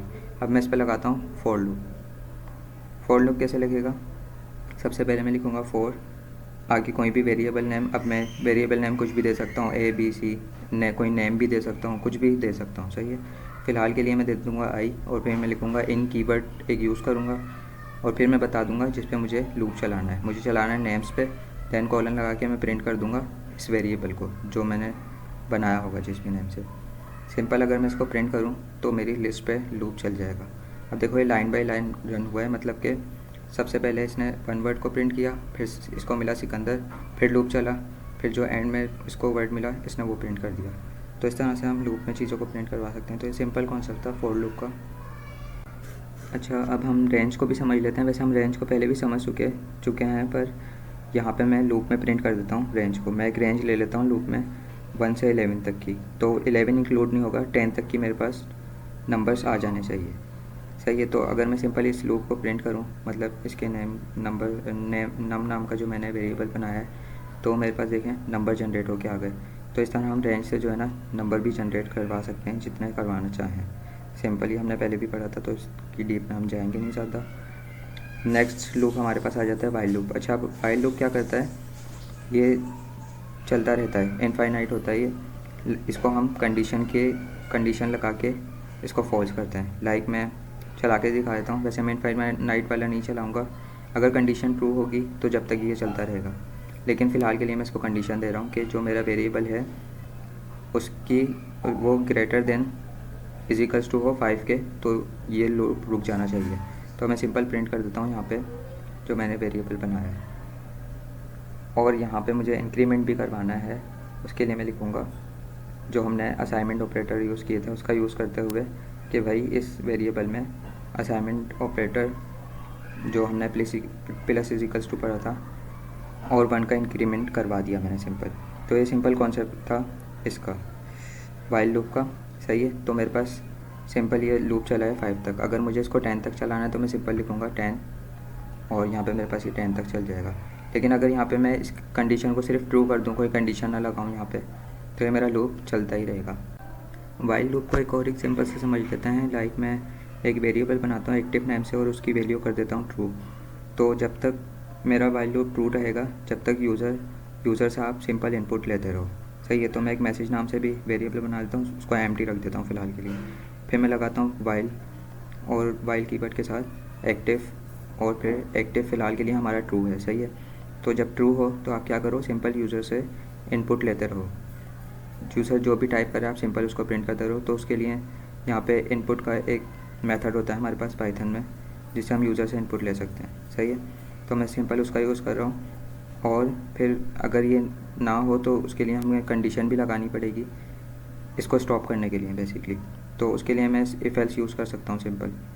तो मैं यहाँ पे एक कंडीशन भी लगा देता हूँ कि इफ़ अगर मैसेज इजिकल्स टू हो, अगर यूज़र टाइप कर दे स्टॉप, तो सिंपल आप क्या करो, इस वेरिएबल जो है एक्टिव उसको जो ट्रू है उसको कर दो फॉल्स। तो जब ये फॉल्स होगा तो ये वाइल लूप खुद ही रुक जाएगा। वाइल लूप कब चलता है, जब कंडीशन ट्रू होती है, सही है। तो मैं सिंपल इसको अगर प्रिंट करके दिखाऊं, और मैं यहाँ पे इसको प्रिंट कर लेता हूँ सिंपल। वैसे मैं इसको एक कीवर्ड की मदद से भी स्टॉप कर सकता हूँ जो कि है ब्रेक, लेकिन वो भी हम देख लेंगे। फ़िलहाल के लिए मैंने इसको अगर रन करता हूँ तो ये मुझसे इनपुट मांगता रहेगा हर बारी। ये बोलेगा यूज़र प्रॉम्प्ट, मैं इसको कुछ भी दूंगा ये प्रिंट कर देगा। मैंने अपना लिखा नेम, ये इसने प्रिंट कर दिया। मैंने बोला हेलो, इसने प्रिंट कर दिया। लेकिन जैसे ही मैं लिखूँगा स्टॉप तो मेरा जो लूप है वो रुक जाएगा। तो लाइक ये एक प्रोजेक्ट भी बन गया है छोटा सा। तो इस तरह से कुछ वाइल लूप काम करता है। हम उसमें इफ एल्स वगैरह भी यूज़ कर सकते हैं, वो रिक्वायरमेंट्स के हिसाब से हम यूज़ कर सकते हैं। एग्जांपल्स यहाँ पे आपको बहुत सारी मिल जाएंगी रेपो में, आप देखना चाहें तो देख सकते हैं। लेकिन फ़िलहाल ये कॉन्सेप्ट थे सिंपल कंट्रोल फ्लो में हमारे पास। देन हम चलते हैं आगे। तो आगे हमारे पास, अच्छा अब हम डीप में पढ़ेंगे वो सारी चीज़ें जो हमने टाइप्स पढ़ी थी ना, लाइक लिस्ट, टपल और सारी चीज़ें। तो सबसे पहले हम लिस्ट बनाना सीख लेते हैं। वैसे हमें आती है लिस्ट बनाना, बट अगेन देख लेते हैं। सबसे पहले मैं नेम्स लिखूँगा और उसमें कुछ नेम्स स्टोर कर दूँगा सिंपल स्क्वायर ब्रैकेट्स के अंदर। तो ये मेरी कहलाएगी एक लिस्ट। सही है। लाइक मैं इसको अगर प्रिंट करके दिखाऊँ, मैं सिंपल प्रिंट कर लेता हूँ लिस्ट का जो नेम है उसको, तो मेरे पास आउटपुट कुछ ऐसा आ जाएगा जैसा ये सजेशंस में दे रहा है। तो मैं प्रिंट करके दिखा देता हूँ। तो ये सिंपल मेरी लिस्ट प्रिंट हो गई। सही है। ये कॉन्सेप्ट तो सिंपल है, पहले से हमें क्लियर है। अब मैं क्या करता हूँ, एक नंबर्स नाम की लिस्ट बना लेता हूँ, क्योंकि भाई मैं इसमें नंबर भी स्टोर कर सकता हूँ। जिस टाइप की वैल्यू चाहूँ मैं लिस्ट में स्टोर कर सकता हूँ। सही है। अगर मैं नंबर्स नाम की लिस्ट बनाऊँ, उसको प्रिंट करूँ, तो मेरे पास नंबर स्टोर हो जाएंगे। सिंपल। इसके अलावा मैं मल्टीपल वैल्यूज़ भी दे सकता हूँ। लाइक मैं एक ही लिस्ट में, जैसे मैंने स्ट्रिंग दे दिया, नंबर दे दिया, float, true false, boolean values भी दे दी, इसको भी अगर मैं प्रिंट करूँ तो मेरे पास सिंपल लिस्ट प्रिंट हो जाएगी। और इनकी टाइप चेक करने का तरीका आपको पता है, तो टाइप भी इनकी लिस्ट आ रही होगी। तो सिंपल ये कॉन्सेप्ट था लिस्ट का। इसके कुछ मेथड्स वगैरह होते हैं, तो वो सब हम पढ़ लेते हैं क्या क्या होता है। अच्छा, लिस्ट जो है ना इम्यूटेबल होती है। लाइक हम इसमें चेंजेस कर सकते हैं। वो कैसे कर सकते हैं, सबसे पहले हम इसके एलिमेंट को एक्सेस करके चेक करते हैं। मैं यहाँ पे हेडिंग दे देता हूँ। देन इसके एलिमेंट को हम एक्सेस कर सकते हैं इंडेक्स की मदद से। इंडेक्स नंबर क्या होते हैं, इंडेक्स नंबर शुरू होते हैं 0 से। लाइक जैसे जो मेरी फर्स्ट वैल्यू है ना, उसका इंडेक्स है 0। सेकंड मेरे पास सिकंदर है, तो उसका इंडेक्स होगा मेरे पास 1। जुबैर का होगा 2। सही है। तो अगर मैं प्रिंट कर दूँ यहाँ पे वेरिएबल नेम और उसके साथ स्क्वायर ब्रैकेट के अंदर 0 लिख दूँ, तो मेरे पास रिज़ल्ट में क्या आएगा, जो मेरी फर्स्ट वैल्यू होगी। लेकिन अगर मैं लिख दूँ 1, तो मेरे पास सिकंदर प्रिंट होगा। लाइक मैंने इनके ऊपर लिख देता हूँ, इनके इंडेक्सेस हमारे पास होते हैं 0, 1, 2, इस तरह से कुछ चलता है इंडेक्सेस। इसके अलावा इसमें नेगेटिव इंडेक्स भी होते हैं, जो कि -1 से स्टार्ट होते हैं, जो लास्ट में से स्टार्ट होते हैं। सही है, -1 से। तो उनको भी हम एक्सेस कर सकते हैं। जैसे जुबैर का हो जाएगा -1, सिकंदर का -2 और मेरा हो जाएगा -3। तो इस तरह से नेगेटिव इंडेक्स भी होते हैं पाइथन में। और लैंग्वेजेस में नहीं होते, लेकिन पाइथन में होते हैं। तो उनको भी हम एक्सेस करके देख लेंगे। फ़िलहाल के लिए मैंने ज़ीरो को एक्सेस कर रहा हूँ, 0 वाली वैल्यू को। तो मेरे पास 0 वाली वैल्यू आ गई सिंपल। इसी तरह अगर मैं प्रिंट कर दूँ यहाँ पे 1 को, तो मेरे पास सिकंदर प्रिंट हो जाएगा। सही, मेरे पास सिकंदर भी आ गया। इसी तरह मैंने जो भी इंडेक्स बताए हम उस तरह से गेट कर सकते हैं। जैसे मैं -3 भी लिखूँ, जब भी मेरे पास रिजल्ट आ जाएगा, मतलब नेगेटिव इंडेक्स भी मेरा काम करेगा। तो इस तरह से हम इंडेक्स की मदद से इसकी वैल्यूज़ को भी एक्सेस कर सकते हैं, किसी स्पेसिफिक वैल्यू को अगर एक्सेस करना होगा हमें। सही है। इसके अलावा मॉडिफाई लिस्ट। अच्छा, हम लिस्ट को जो है अपडेट भी कर सकते हैं। जैसे मैंने बताया ना, म्यूटेबल है, हम इसमें चेंजेस कर सकते हैं। तो चेंजेस कैसे करेंगे, लाइक मैंने एक लिस्ट ली और यहाँ पे मैं हेडिंग दे देता हूँ सबसे पहले। फिर मैं क्या करूँगा, लिस्ट का नेम लिखूँगा और आगे स्क्वायर ब्रैकेट, और स्क्वायर ब्रैकेट्स में सिंपल मैं वो स्पेसिफिक इंडेक्स दे दूँगा जिसकी मुझे वैल्यू को चेंज करना है। लाइक मैं यहाँ पे लिख देता हूँ 0। मुझे 0 इंडेक्स या -3 लिख दिया मैंने, वो एक ही बात है। सही है क्या, चलो 0 को ही हम चेंज कर लेते हैं। और यहाँ पे मैं 0 की वैल्यू को अपडेट कर देता हूँ। लाइक मेरे पास एप्पल था, तो मैंने यहाँ पे मैंगो कर दिया। तो अगर मैं इसको प्रिंट करूँ, तो देखिए मेरे पास लिस्ट अपडेट हो चुकी है। फर्स्ट पे मेरे पास एप्पल था, अब एप्पल नहीं है, मैंगो है। तो इस तरह से जो है ना, मैं सिंपल अपनी लिस्ट को अपडेट कर सकता हूँ। अच्छा, अगर हमें नेक्स्ट मेथड हमारे पास आता है स्लाइसिंग का। तो अगर हमें एक से ज़्यादा इंडेक्स की वैल्यू चाहिए, मतलब कि पहले हम क्या कर रहे थे, एक्सेस कर रहे थे एक वैल्यू से। अब मुझे अगर मान लो मेरे पास बहुत बड़ी लिस्ट है और उसमें से मुझे एप्पल भी चाहिए, मैंगो भी चाहिए, चेरी भी चाहिए, मतलब कि मुझे 1 इंडेक्स से 3 इंडेक्स तक की जो वैल्यूज़ हैं वो चाहिए हैं, या 0 से 4 इंडेक्स तक की। तो इस तरह की वैल्यूज़ चाहिए होती हैं, तो उसके लिए स्लाइसिंग का मेथड काम आता है। उसी तरह मैं स्क्वायर ब्रैकेट के अंदर सिर्फ बीच में कॉलन लगा दूंगा और बता दूंगा कि भाई मुझे 0 से 3 तक की वैल्यूज़ चाहिए। तो अब इसमें 3 इंक्लूड नहीं होगा, 3 पे मेरे पास आ जाता है डेट, तो वो इंक्लूड नहीं होगा, लेकिन 3 वैल्यूज़ मुझे मिल जाएंगी, एप्पल और एप्पल से चेरी तक की। सही है, सिंपल। इसी तरह मुझे 4 इंडेक्स तक की वैल्यूज़ चाहिए, तो मैं सिंपल इसको कर दूंगा 4, तो मुझे 4 इंडेक्स तक की वैल्यूज़ मिल जाएंगी, 1 से 4 तक की। सही है। तो बीच में से अगर मुझे कुछ इंडेक्स चाहिए तो मैं इस तरह स्लाइसिंग मेथड का यूज़ करके एक्सेस कर सकता हूँ। अच्छा, अब बात कर लेते हैं लिस्ट के कुछ बिल्ट इन मेथड की। बिल्ट इन मेथड से मुराद मतलब जो हमें पाइथन प्रोवाइड करती है। तो इसमें सबसे पहले हमारे पास आ जाता है अपेंड का मेथड। अपेंड क्या मतलब लिस्ट में एक और वैल्यू ऐड करना। सही है, सिंपल। तो यहाँ पे मैं एक लिस्ट लूँगा और सिंपल लिस्ट का नेम लिख के डॉट अपेंड लिख के और राउंड ब्रैकेट्स के अंदर वो वैल्यू लिख लूँगा जो मुझे अपेंड करनी है, मतलब ऐड करनी है। तो मैं सिंपल ऑरेंज को फ़िलहाल के लिए ऐड कर रहा हूँ अपनी लिस्ट में। तो मैं इसको सिंपल प्रिंट करूँगा। तो देखो मेरे पास मेरी जो लिस्ट है अपडेट होके आई है, उसमें ऑरेंज भी ऐड है। तो इस तरह से मैं ऐड कर सकता हूँ। इसी तरह मेरे पास एक्सटेंड मेथड है। एक्सटेंड मेथड क्या होता है, अगर मुझे एक से ज़्यादा वैल्यूज़ स्टोर करनी है, मतलब लिस्ट के अंदर एक और लिस्ट ऐड करनी है, तो वो भी मैं कर सकता हूँ। मतलब एक लिस्ट के अंदर एक और लिस्ट को हम ऐड करते हैं। मैं सिंपल वेरिएबल नेम लिखूँगा डॉट एक्सटेंड, और अब मैं राउंड ब्रैकेट के अंदर एक लिस्ट पास कर रहा हूँ। सही है। तो अगर मैं इसको भी ऐड करवाऊँ तो मेरी लिस्ट जो है एक्सटेंड हो जाएगी। मतलब मेरे पास जो रिटर्न में अब लिस्ट आएगी उसमें ये 2 वैल्यूज़ भी स्टोर होंगी जो मैंने न्यू लिस्ट में ऐड करते टाइम ऐड की थी। तो अब जो ये न्यू लिस्ट आई है, देखें इसमें सारी वैल्यूज़ स्टोर हैं। तो इस तरह मैं अपनी लिस्ट को एक्सटेंड भी कर सकता हूँ। अच्छा, अगर मुझे अपनी लिस्ट में से किसी वैल्यू को रिमूव करना है तो वो भी मैं कर सकता हूँ यूजिंग रिमूव मेथड। तो वो भी बहुत सिंपल है, सिंपल ही होता है मेथड, बस नेम चेंज होते हैं सबके। तो उसी तरह मुझे बस एक लिस्ट चाहिए और उसका नेम के आगे डॉट लगाना है, और डॉट लगा के मुझे रिमूव का मेथड कॉल कर देना। उसमें से जो वैल्यू मुझे रिमूव करनी है सिंपल मुझे पास कर देनी है उसमें।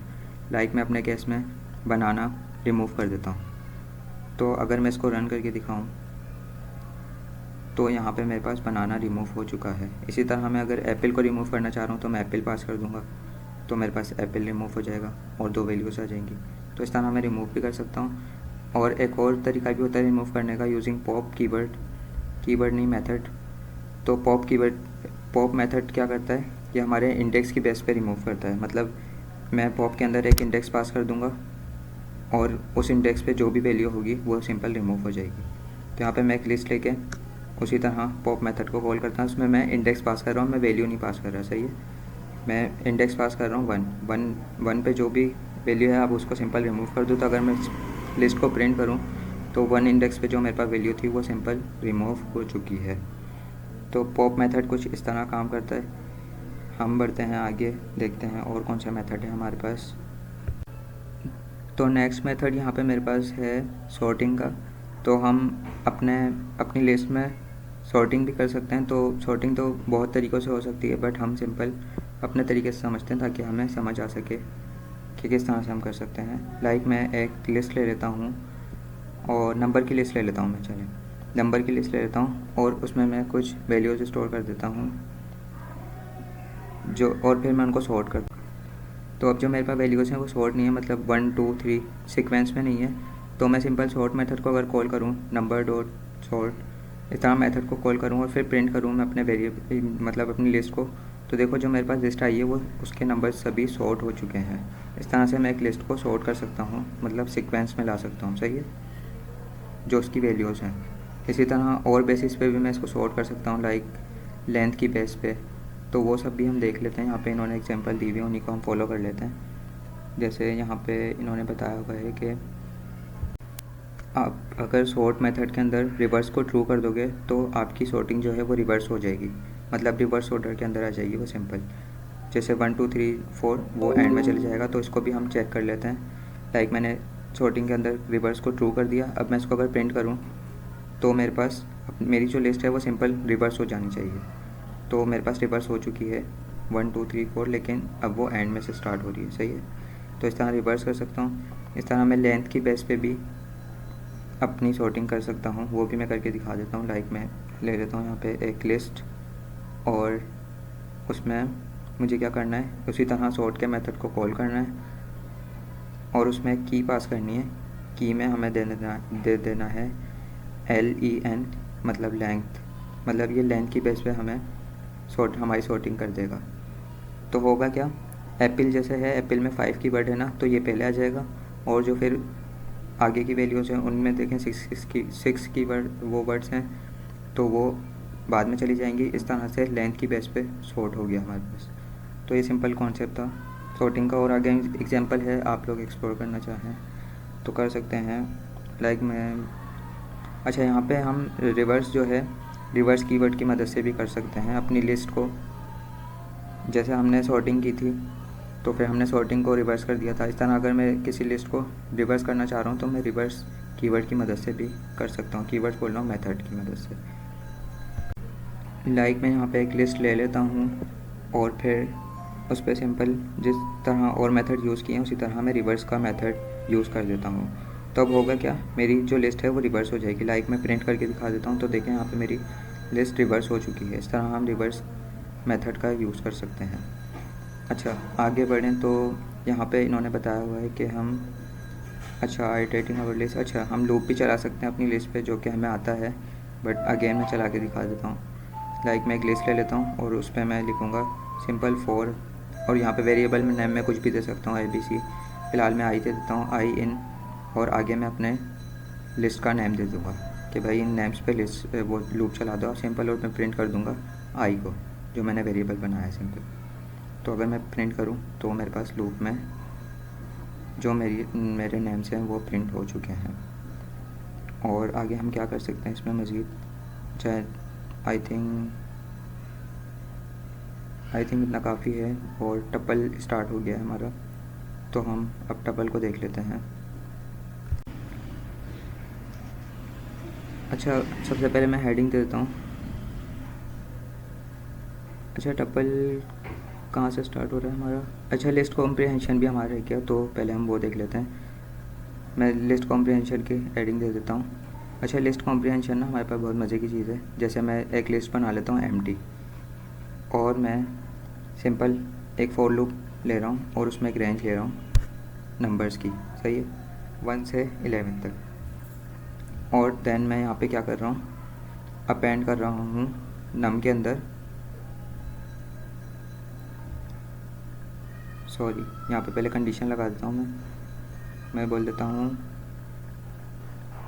इफ़ 5 ग्रेटर देन आई, और यहाँ पे सिंपल मैंने अपेंड कर दिया नम डॉट अपेंड आई।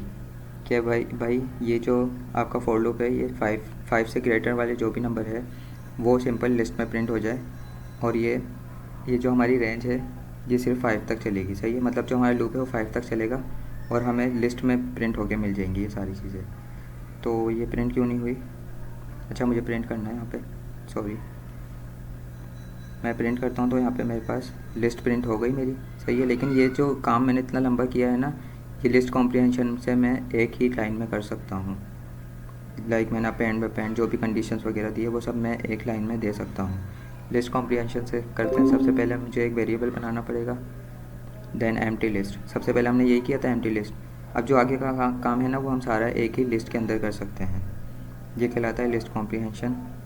लाइक मैं सबसे पहले एक वेरिएबल चाहिए होगा मुझे, मैंने वेरिएबल बनाया, उस पर मैंने लगा दिया फॉर लूप, और सिंपल मैंने उसमें ले ली रेंज जैसे हमने ऊपर ली थी। सेकंड हमने क्या किया था, कंडीशंस लगाई थी, तो इसी के आगे मैं कंडीशन भी लगा सकता हूँ। मैं इसको कॉपी करके भी पेस्ट कर सकता हूँ या सिंपल टाइप कर सकता हूँ, सही है। तो मैंने क्या किया, जो ऊपर काम मैंने इतनी सारी लाइन में किया था वो सारा एक ही लाइन में कर दिया। तो अगर मैं इसको प्रिंट करूँ तो मेरे पास सेम ही रिज़ल्ट आएगा। लाइक मेरे पास लिस्ट आ जाएगी 1 से 5 नंबर तक की जो मैंने कंडीशन लगाई थी। तो देखो यहाँ पे मेरे पास आ गई। तो ये फ़ायदा होता है लिस्ट कॉम्प्रिहेंशन का, जो काम हम 3-4 लाइनों में या बहुत ज़्यादा कोड में करते हैं वो हम एक लाइन में कर सकते हैं, लेकिन इसका ज़्यादा यूज़ नहीं करते वैसे। लाइक अगर बहुत छोटी कंडीशंस वगैरह लगानी हो तो उसके अंदर हम इस तरह का यूज़ कर सकते हैं। अब हम चलते हैं अपने नेक्स्ट टॉपिक टपल की तरफ। अच्छा, सबसे पहले मैं टपल बना के दिखा देता हूँ, या सबसे पहले हम देख लेते हैं यहाँ पे। अच्छा, जिस तरह से लिस्ट बनती है उसी तरह से टपल बन जाता है। इसमें भी कलेक्शन ऑफ वैल्यूज़ स्टोर होती हैं, बट लिस्ट और टपल में फ़र्क क्या होता है, म्यूटेबल और इम्यूटेबल। जैसे हम उसमें चेंजेस कर पा रहे थे ना कुछ मेथड, तो उसके अपेंड डिलीट इस तरह के, तो वो मेथड हमें यहाँ पे नहीं मिलते, लेकिन इसके कुछ मेथड्स होते हैं वो हम पढ़ लेंगे कि हम इसमें क्या क्या कर सकते हैं। तो सिंपल ये भी लिस्ट की तरह ही होता है, बस इसमें राउंड ब्रैकेट यूज़ होते हैं। तो सिंपल मैंने लिस्ट की तरह इसको प्रिंट किया है और मेरे पास सेम ही रिज़ल्ट आ रहा है। इस तरह मैं इसमें नंबर्स भी स्टोर कर सकता हूँ और मिक्स वैल्यूज़ भी स्टोर कर सकता हूँ। लाइक मैं मिक्स वैल्यूज़ स्टोर करके दिखा देता हूँ। सही है, तो ये हमारे पास सिंपल टपल था। ये तो हम बेसिक हम पहले भी पढ़ के आए। अब इसके कुछ मेथड्स वगैरह होते हैं जो पढ़ना ज़रूरी है, वो हम देख लेते हैं। हम इसके एलिमेंट को सबसे पहले एक्सेस करके देखते हैं। तो हम इसके एलिमेंट को तो एक्सेस कर सकते हैं, लेकिन इसमें चेंजेस वगैरह नहीं कर सकते। लाइक हमारे पास नेगेटिव इंडेक्स भी होते हैं, तो वो भी मैंने कमेंट कर दिया। अब मैं एक्सेस करता हूँ यहाँ पे इंडेक्स नंबर 0 को, और हम चेक करते हैं कि जिस तरह लिस्ट काम कर रही थी ये उस तरह से हमें रिटर्न करेगा। सही है, सिंपल उसी तरह काम कर रहा है। तो हम इसके एलिमेंट को तो एक्सेस कर सकते हैं सिंपल उसी तरह। लाइक मैं 1 को एक्सेस करके चेक कर लेता हूँ, तो मेरे पास सिकंदर प्रिंट हो गया। सही है, और क्या क्या क्या कर सकते हैं हम इसमें, वो सारी चीज़ें भी हम देख लेते हैं। अच्छा, नेक्स्ट यहीं से हम देख लेते हैं नेक्स्ट ये क्या बोल रहे हैं। नेक्स्ट यहाँ पे इन्होंने म्यूटिपल और इम्यूटिपल का बताया हुआ है कि उसकी कुछ आईडी होती है जो कि मेमोरी में सेम नहीं होती, उसकी वजह से म्यूटिपल और इम्यूटिपल का फ़र्क बताया हुआ है। लेकिन फ़िलहाल के लिए इन्होंने एक और एग्जांपल भी दी हुई है कि हम इसमें चेंजेस नहीं कर सकते। लाइक मैं अगर इसमें चेंजेस करके चेक करूँ, जैसे मैं लिस्ट में कर रहा था, मैं इसको एक इंडेक्स दे देता हूँ और उसकी वैल्यू को मैं चेंज करता हूँ। ज़ीरो इंडेक्स पे जो है उसकी वैल्यू को मैंने सिंपल चेंज किया, तो ये मेरे पास ये एरर थ्रो कर देगा जो कि कमेंट आ रहा है। तो अगर मैं इसको प्रिंट करके दिखाऊं, तो जैसे लिस्ट में मैं वैल्यूज़ को अपडेट कर पा रहा था, इसमें मैं अपडेट नहीं कर सकता। यही फ़र्क होता है लिस्ट और टपल में। देखें यहाँ पे मेरे पास एरर आ गया। वैल्यूज़ हम दोनों में स्टोर कर सकते हैं, बस इसमें चेंजेस नहीं कर सकते। लाइक अगर मैंने स्टोर कर दी तो कर दी। अच्छा, इसमें हम मज़ीद क्या कर सकते हैं वो हम देख लेते हैं। तो यहाँ पे इन्होंने कुछ चीज़ें बताई भी हैं पॉसिबल जो हम टपल में कर सकते हैं। लाइक बहुत सारी चीज़ें हम ट्राई कर भी आ गए, एक्सेस कर लिया हमने एलिमेंट्स भी। अच्छा, हम इसमें स्लाइसिंग भी कर सकते हैं, तो हम स्लाइसिंग देख लेते हैं। जैसे हम लिस्ट में कर रहे थे सिंपल उसी तरह, मतलब मुझे अगर फर्स्ट इंडेक्स से और थर्ड इंडेक्स तक की वैल्यूज़ चाहिए तो वो मैं ले सकता हूँ। लाइक मैं बोल देता हूँ 1 इंडेक्स से 4 इंडेक्स तक की मुझे वैल्यूज़ चाहिए। सिंपल जिस तरह मैं लिस्ट में प्रिंट कर रहा था उसी तरह, तो मेरे पास मिल जाएंगी जो मेरी वैल्यूज़ होंगी। सही है, और आगे हम देख लेते हैं। आगे इसके अलावा हम इसकी लेंथ चेक कर सकते हैं। लेंथ से मुराद मतलब इसमें कितनी वैल्यूज़ स्टोर हैं उनकी लेंथ। अगर 5 वैल्यूज़ स्टोर होंगी तो उनकी लेंथ मेरे पास आ जाएगी। लाइक मैं प्रिंट करके दिखा देता हूँ। मैं यहाँ पे प्रिंट कर देता हूँ इसकी लेंथ, तो मेरे पास 5 वैल्यूज़ स्टोर हैं और सिंपल आ गया मेरे पास आंसर अपना।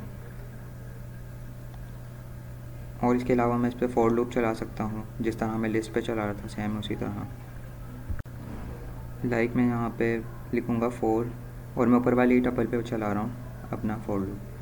4 आई इन और आगे वही टपल का नेम, और सिंपल इसको अगर प्रिंट करूँगा तो मेरे पास जैसे लिस्ट प्रिंट हो रही थी वैसे ही टपल भी प्रिंट हो जाएगा।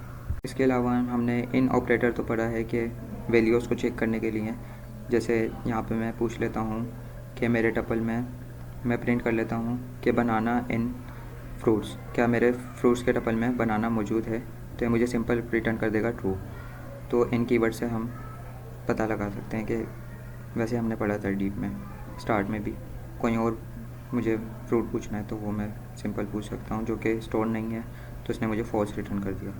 सही है, तो इसके अलावा मैं 2 टपल्स को बना के और एक थर्ड वेरिएबल बनाऊँ और उसके अंदर स्टोर कर दूँ उन दोनों टपल्स को, तो ये मेरे पास नेस्टेड टपल कहलाएगा। मतलब कि जो 2 मेरे पास टपल्स होंगे वो एक ही टपल्स में मुझे आंसर मिल जाएगा उनका, मतलब वो सारी वैल्यूज़ एक ही टपल में आ जाएंगी। लाइक मैं बना के उनको एक थर्ड वेरिएबल में स्टोर कर देता हूँ, मतलब प्लस कर देता हूँ सिंपल।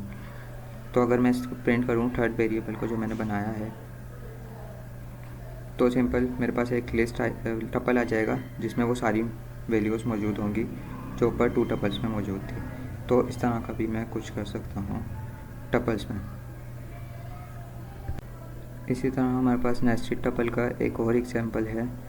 अगर मैं उसी तरह से 2 टपल्स लूँ और उसमें फिर एक थर्ड वेरिएबल बना के उसमें टपल्स के अंदर ही उन दोनों वैल्यू को स्टोर कर दूँ, मतलब कि राउंड ब्रैकेट के अंदर ही मैं दोनों जो टपल बने हैं उनके नेम को स्टोर कर दूँ, तो मेरे पास जो रिटर्न में आएगा आंसर, उसमें एक टपल होगा और उसके अंदर 2 टपल होंगे। सही है, तो इसको मैं प्रिंट करके दिखा देता हूँ ताकि ज़्यादा अच्छे से समझ आ जाए। मैंने अगर प्रिंट किया तो मेरे पास एक टपल आया है जिसके अंदर 2 टपल हैं। सही है, तो कुछ इस तरह से हमारा आंसर आ जाएगा नेस्टेड टपल का। अच्छा, लास्ट ये हमें क्या कहते हैं कि आप एक सिंपल एक टपल बनाएं और फिर ABC कॉमा सेपरेटेड लिख के उसको असाइन कर दें वो टपल जो आपने बनाया है। तो अब ABC में जो है आपको 0 से 2 तक की जो वैल्यूज़ हैं वो आपको इसके अंदर मिल जाएंगी ABC के अंदर। तो हम सिंपल इसको भी ट्राई कर लेते हैं। मैं ABC नाम से बनाता हूँ और इसको इक्वल्स कर देता हूँ फ्रूट के, और सिंपल प्रिंट कर लेता हूँ। सिर्फ A को नहीं प्रिंट करता, मैं सबको प्रिंट कर लेता हूँ साथ ही कॉमा सेपरेटेड A, B और C को। तो ABC में हम देखते हैं हमें वैल्यूज़ मिल रही हैं या नहीं। तो मुझे वैल्यूज़ मिल रही हैं लेकिन वो एक टपल की शक्ल में नहीं है, अलग से वैल्यूज़ मिल रही हैं। सही है, तो ये सिंपल कॉन्सेप्ट था। और अब ये लास्ट में डिक्शनरी बनी हुई है तो इसको हम डीप में ही पढ़ लेते हैं। अब डिक्शनरी हमारा टॉपिक है।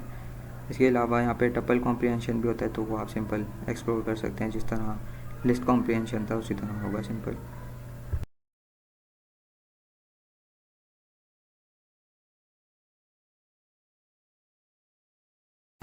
इसके अलावा हमारे पास काउंट और इंडेक्स मेथड भी होता है। काउंट क्या करता है कि हमारी वैल्यूज़ को काउंट करता है कि ये वैल्यू हमारे टपल या लिस्ट में कितनी दफ़ा है, और ये और लिस्ट वगैरह उन चीज़ों पे भी लग सकता है ये मेथड। तो अगर मैं इसको रन करूँ तो ये एरर इसलिए आ रहा है क्योंकि मुझे इसमें एक वैल्यू स्टोर करनी पड़ेगी जिसका मुझे काउंट चाहिए या इंडेक्स चाहिए। तो मैं सिंपल दोनों में वैल्यूज़ स्टोर कर देता हूँ, मुझे इंडेक्स भी पता चल जाएगा और काउंट भी पता चल जाएगा। मैं बनाना स्टोर कर दिया, तो अभी एक दफ़ा आ रहा है बनाना, लेकिन मैं अपने टपल में एक और बार ऐड कर देता हूँ तो मेरे पास 2 टाइम आना चाहिए। तो सिंपल यहाँ पे 2 आ गया और मुझे उसका इंडेक्स भी पता चल गया 1। और मैं यहाँ पे इसे भी चेंज करके दिखा देता हूँ, तो अब मेरे पास 0 आंसर आएगा क्योंकि 0 इंडेक्स पे है मेरा एपिक। तो सिंपल ये कॉन्सेप्ट था। तो टपल यहाँ पे हमारा कंप्लीट हो जाता है। देन हमारे पास नेक्स्ट टॉपिक आता है डिक्शनरी। तो डिक्शनरी में हम की वैल्यू पेयर से स्टोर करते हैं, जिसको हम पहले भी देख चुके हैं। देन अगेन देख लेते हैं। सबसे पहले समझते हैं कि डिक्शनरी की ज़रूरत हमें क्यों पड़ी। तो मैं हेडिंग दे देता हूँ सबसे पहले। देन मैं यहाँ पे बनाता हूँ एक लिस्ट, किसी भी नेम से बना सकते हैं लिस्ट। मैं नेम्स की लिस्ट बना लेता हूँ। सबसे पहले मैं बनाता हूँ एक लिस्ट और उसमें कुछ वैल्यूज़ स्टोर कर देता हूँ। वैल्यूज़ सबसे पहले नेम, पर्सन नाम से मैंने लिस्ट बनाई, उसमें मैं एक नेम ले रहा हूँ और पर्सन की एज ले रहा हूँ और उसका रोल नंबर ले रहा हूँ। रोल नंबर और एज सेम है। सही है, तो मैं इसको सिंपल प्रिंट करूँगा तो मेरे पास एक लिस्ट प्रिंट होगी जिसमें कुछ वैल्यूज़ स्टोर हैं। अब यही काम हम डिक्शनरी से करके देखते हैं और फिर इसमें फ़र्क समझते हैं। अच्छा, अब यही काम मैं डिक्शनरी से करता हूँ। पर्सन नाम की मैं डिक्शनरी बनाता हूँ, कर्ली ब्रैकेट्स लगाऊँगा, और डिक्शनरी बनानी तो हमें आती है। मैं इसको इस तरह नहीं लिख सकता अपनी की को, उसको भी मुझे डबल कोट्स में करना पड़ेगा। जावास्क्रिप्ट वगैरह में हम लिख सकते हैं ऐसे, लेकिन पाइथन में ऐसे नहीं लिख सकते। इस तरह से कुछ मुझे बनानी पड़ेगी के वैल्यू पेयर्स में अपनी डिक्शनरी, और मैं उसमें रोल नंबर और एज भी ले लेता हूँ। देन मैं उसको प्रिंट करता हूँ और फिर हम डिफरेंस देखते हैं और देखते हैं कि हमें क्यों ज़रूरत पड़ी डिक्शनरी की। तो यहाँ पे अगर मैं प्रिंट करूँ तो देखें जो हमारी लिस्ट है ना, उसमें हमें पता नहीं चल रहा कि हमारा कौन सा रोल नंबर है और कौन सी एज है, क्योंकि दोनों सेम है ना। लेकिन हमें डिक्शनरी में पता चल रहा है कि ये मेरी एज है और ये मेरा रोल नंबर है। तो यही छोटा सा डिफरेंस होता है जिसकी वजह से हमें डिक्शनरी की ज़रूरत पड़ती है। तो लिस्ट भी काम की चीज़ है। लिस्ट में कलेक्शन ऑफ वैल्यूज़, मतलब कि जैसे फ्रूट नेम्स हुए, जिसमें जैसे किसी बहुत सारे नेम्स हुए तो वो हम स्टोर कर सकते हैं अपनी लिस्ट में। लेकिन अगर हमें कोई डेटा वगैरह स्टोर करना हो तो उसके लिए हम डिक्शनरी का यूज़ करते हैं। सही है, मैं यहाँ पे लिस्ट भी ऐड कर सकता हूँ एक डिक्शनरी के अंदर। जैसे अब यूज़र की हॉबीज़ होती हैं वो एक से ज़्यादा होती हैं, तो जाहिर सी बात है मुझे लिस्ट में लिखनी पड़ेंगी, क्योंकि कलेक्शन ऑफ वैल्यूज़ तो हम उसमें ही स्टोर करते हैं ना लिस्ट में। तो इस तरह से मैं कुछ कर सकता हूँ स्टोर, देन मैं प्रिंट करूँगा तो मेरे पास रिज़ल्ट आ जाएगा। अच्छा, अब हम इसके मेथड्स की तरफ चलते हैं।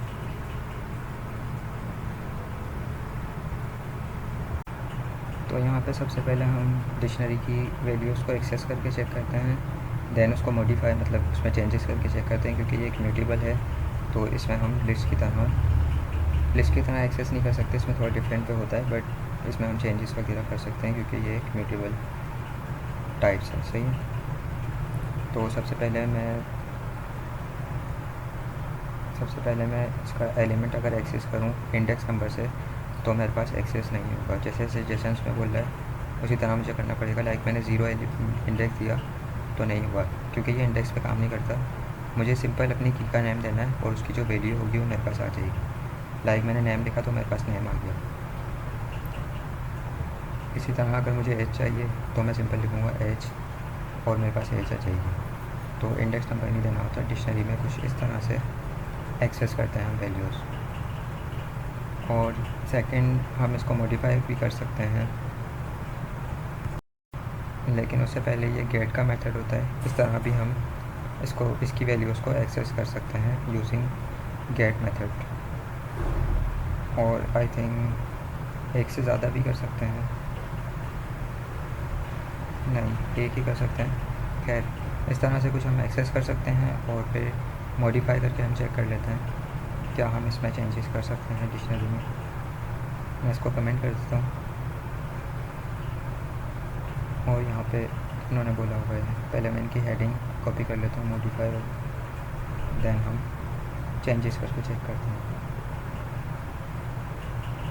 मुझे एक डिक्शनरी चाहिए तो मैं ऊपर से कॉपी कर लेता हूँ और फिर हम इसमें चेंजेस करके चेक करते हैं। मैं यहाँ पे लिखता हूँ, अब मैं सिंपल यहाँ पे इन्होंने बताया हुआ है कैसे हम चेंजेस कर सकते हैं। मैं सिंपल अपनी डिक्शनरी का नेम लिखूँगा और उसमें की दे दूँगा जिसमें मुझे चेंजेस करनी है या चलें ऐड करनी है। सही है। चेंजेस से मुराद ऐड करना, तो मैंने ईमेल नाम की मैं ऐड कर रहा हूँ कि इसमें अपने पर्सन बन जाए। तो इसी तरह कुछ इन्होंने बताया हुआ है। तो अगर अब मैं इसको प्रिंट करूँ तो मेरी जो लिस्ट है उसमें ईमेल भी ऐड हो जानी चाहिए। और यहाँ पे अगर हम देखें तो एंड में ईमेल भी ऐड हो गई है। और इसके अलावा एक्सप्लोर करते हैं, कुछ बिल्ट इन मेथड्स भी होते हैं इसमें। लाइक मैं एज भी चेंज करके दिखाता हूँ। यहाँ पे मैं एज कर देता हूँ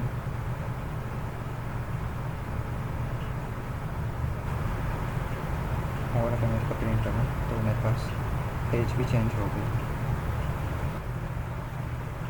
और इसके अलावा कुछ बिल्ट इन मेथड्स होते हैं, अब हम उन्हें भी एक्सप्लोर कर लेते हैं। लाइक मैं अगेन एक डिक्शनरी बना लेता हूँ और हम थोड़ा सा स्क्रॉल करें। अच्छा, उससे पहले हम ये डेल कीवर्ड की मदद से भी हम इसमें से वैल्यूज़ को डिलीट कर सकते हैं। जैसे हमने वेरिएबल को डिलीट करके चेक किया था ना डेल कीवर्ड से, उसी तरह हम डिक्शनरी की वैल्यूज़ भी डिलीट कर सकते हैं। लाइक कैसे, मैंने बनाई एक डिक्शनरी। अब मैं डिक्शनरी नेम लिखूँगा, सॉरी डेल कीवर्ड यूज़ करूँगा, दैन उसके बाद मैं डिक्शनरी का नेम दे दूँगा और उसमें की दे दूँगा जो मुझे डिलीट करनी है। तब होगा कि अगर मैं प्रिंट करके दिखाऊँ अपनी डिक्शनरी, मेरी डिक्शनरी में से एज डिलीट हो जाएगी और मेरी डिक्शनरी में से एज डिलीट हो चुकी है। सही है। तो कुछ इस तरह से काम करता है ये डेल कीवर्ड। तो अब हम चलते हैं बिल्ट इन मेथड्स की तरफ। तो यहाँ पे सबसे पहले हमारे पास आ जाता है की में हमें सिंपल इसकी कीज़ मिल जाएंगी। और सेकंड हमारे पास आ जाता है वैल्यूज़ में हमें वैल्यूज़ मिल जाएंगी हमारी डिक्शनरी की, क्योंकि हम की वैल्यू पेयर्स में स्टोर कर रहे हैं ना, की वैल्यू पे वो अपनी वैल्यूज़ को। इसके अलावा एक और मेथड होता है आइटम्स में क्या होगा, की वैल्यू पेयर्स हमें दोनों मिल जाएंगे, लाइक वो एक लिस्ट में होंगे और फिर अलग अलग टपल में स्टोर हुए होंगे। तो उसको हम सिंपल प्रिंट करके चेक कर लेंगे। लाइक मैं तीनों मेथड्स को एक साथ करके दिखा देता हूँ आपको। सबसे पहले मैं प्रिंट कर लेता हूँ वैल्यूज़ को, सॉरी मुझे प्रिंट के अंदर कॉल करना पड़ेगा। देन मैं डॉट वैल्यूज़ लिख के इसके मेथड को कॉल कर लूँगा तो मुझे इसमें वैल्यूज़ मिल जाएंगी, सॉरी कीज़ मिल जाएंगी। दैन वैल्यूज़ में वैल्यूज़ मिल जाएंगी। इसी तरह आइटम्स में मुझे की वैल्यू पेयर्स में मिल जाएंगी। तो देखें सिंपल, फर्स्ट में हमारे पास कीज़ आ गई सारी, सेकंड में हमारे पास सारी वैल्यूज़ आ गई, और थर्ड में मेरे पास एक अलग अलग टपल में स्टोर होकर की वैल्यू पेयर्स दोनों आ गए हैं। तो कुछ इस तरह से काम करते हैं ये तीनों मेथड्स। और नेक्स्ट मेथड हमारे पास आ जाता है अपडेट का। अच्छा, अपडेट क्या करता है, जैसे मुझे अपनी डिक्शनरी में कुछ वैल्यूज़ अपडेट करनी है तो मैं उन्हें अपडेट कर सकता हूँ। लाइक मैं यहाँ पे एज को अपडेट कर देता हूँ। मैं सिंपल अपडेट मेथड को कॉल करूँगा और अपनी डिक्शनरी में पास कर दूँगा एज 23, और साथ ही मैं रोल नंबर को भी 23 कर देता हूँ, जबकि वो पहले मेरा 20 था बट अब वो 23 हो जाएगा। लाइक मैं इसको प्रिंट करके दिखा देता हूँ। अगर मैं इसको प्रिंट करूँ तो मेरे पास सिंपल 23 हो जानी चाहिए दोनों चीज़ें। और यहाँ पे मुझे एक एरर मिल गया, और एरर ये है कि ये एक मेथड है, मुझे इसको कॉल करना पड़ेगा, और मैंने गलती से इजिकल्स टू का साइन लगाया हुआ है तो मुझे उसको रिमूव करना पड़ेगा, और यहाँ पे सिंपल इसके मेथड को कॉल करना पड़ेगा। तो अगर मैं इसको राउंड ब्रैकेट्स के अंदर स्टोर कर दूँ तो मेरे पास सिंपल रिज़ल्ट आ जाएगा मेरा, जिसमें मेरी एज और रोल नंबर अपडेट हो चुका है। तो इस तरह से हम डिक्शनरी को अपडेट भी कर सकते हैं। सेकंड हमारे पास क्लियर का मेथड होता है। अब क्लियर क्या करता है, ये मेरी पूरी लिस्ट को क्लियर कर देगा, मतलब खाली कर देगा बिल्कुल। तो मेरे पास एक एम्प्टी लिस्ट बोल रहा हूँ, डिक्शनरी रिटर्न होगी। सही है। तो कुछ इस तरह से ये दोनों मेथड्स काम करते हैं। देन आगे स्क्रॉल करें तो उन्होंने बताया हुआ है कि हम डिक्शनरी में मतलब मल्टीपल कीज़, एक नाम की एक से ज़्यादा की हम स्टोर नहीं कर सकते, और इसके अलावा हम इस पर लूप्स भी चला सकते हैं। और अगर स्क्रॉल करके देखें कि क्या क्या रह गया है तो अगेन वही मेथड्स हैं जो हम ऊपर पढ़ चुके हैं, और ये सब वही मेथड्स हैं, कुछ हम ऊपर पढ़ चुके हैं। तो आई थिंक इसमें और कुछ है नहीं, बस हमें लूप चला के चेक करना है। तो हम लूप चला के भी चेक कर लेते हैं डिक्शनरी में। और एक चीज़ ये याद रखना कि हम कीज़ की वैल्यू जो है एक से ज़्यादा नहीं दे सकते। सिंपल लूप उसी तरह चलेगा जिस तरह बाकी लिस्ट और टपल वगैरह पर हमने चलाया था। तो होगा क्या, मुझे यहाँ पे सारी उसकी कीज़ मिल जाएंगी डिक्शनरी की। और इसके अलावा तो रेपो में कुछ है नहीं, तो इसको आई थिंक हमारी डिक्शनरी भी कवर हो गया है। अब हम आगे देख लेते हैं हमारे पास क्या है। आगे हमारे पास आ जाते हैं सेट्स। अच्छा, सेट टाइप्स भी हम देख लेते हैं डीप में। अच्छा, सेट्स क्या करता है, सेट सबसे पहले हमारी यूनिक वैल्यू को स्टोर करता है। सेट बनता कैसे है, सिंपल कर्ली ब्रैकेट से, लेकिन इसमें की वैल्यू पेयर नहीं स्टोर होती। लाइक मैं बनाता हूँ कर्ली ब्रैकेट से और मैं बता देता हूँ कि ये यूनिक वैल्यू कैसे स्टोर करता है। मैंने एक सेट ले लिया 5 नंबर का, मैं इसको सिंपल प्रिंट करता हूँ तो ये कुछ उसी तरह से प्रिंट हो जाएगा जैसे हमारे पास अदर लिस्ट और टपल वगैरह होते हैं, बस इसके ब्रैकेट्स का फ़र्क होता है, कर्ली ब्रैकेट्स होता है। इसमें फ़र्क क्या होता है, यूनिक वैल्यू स्टोर करता है। लाइक मैं अब क्या करता हूँ, यहाँ पे मैं 5 को कर देता हूँ,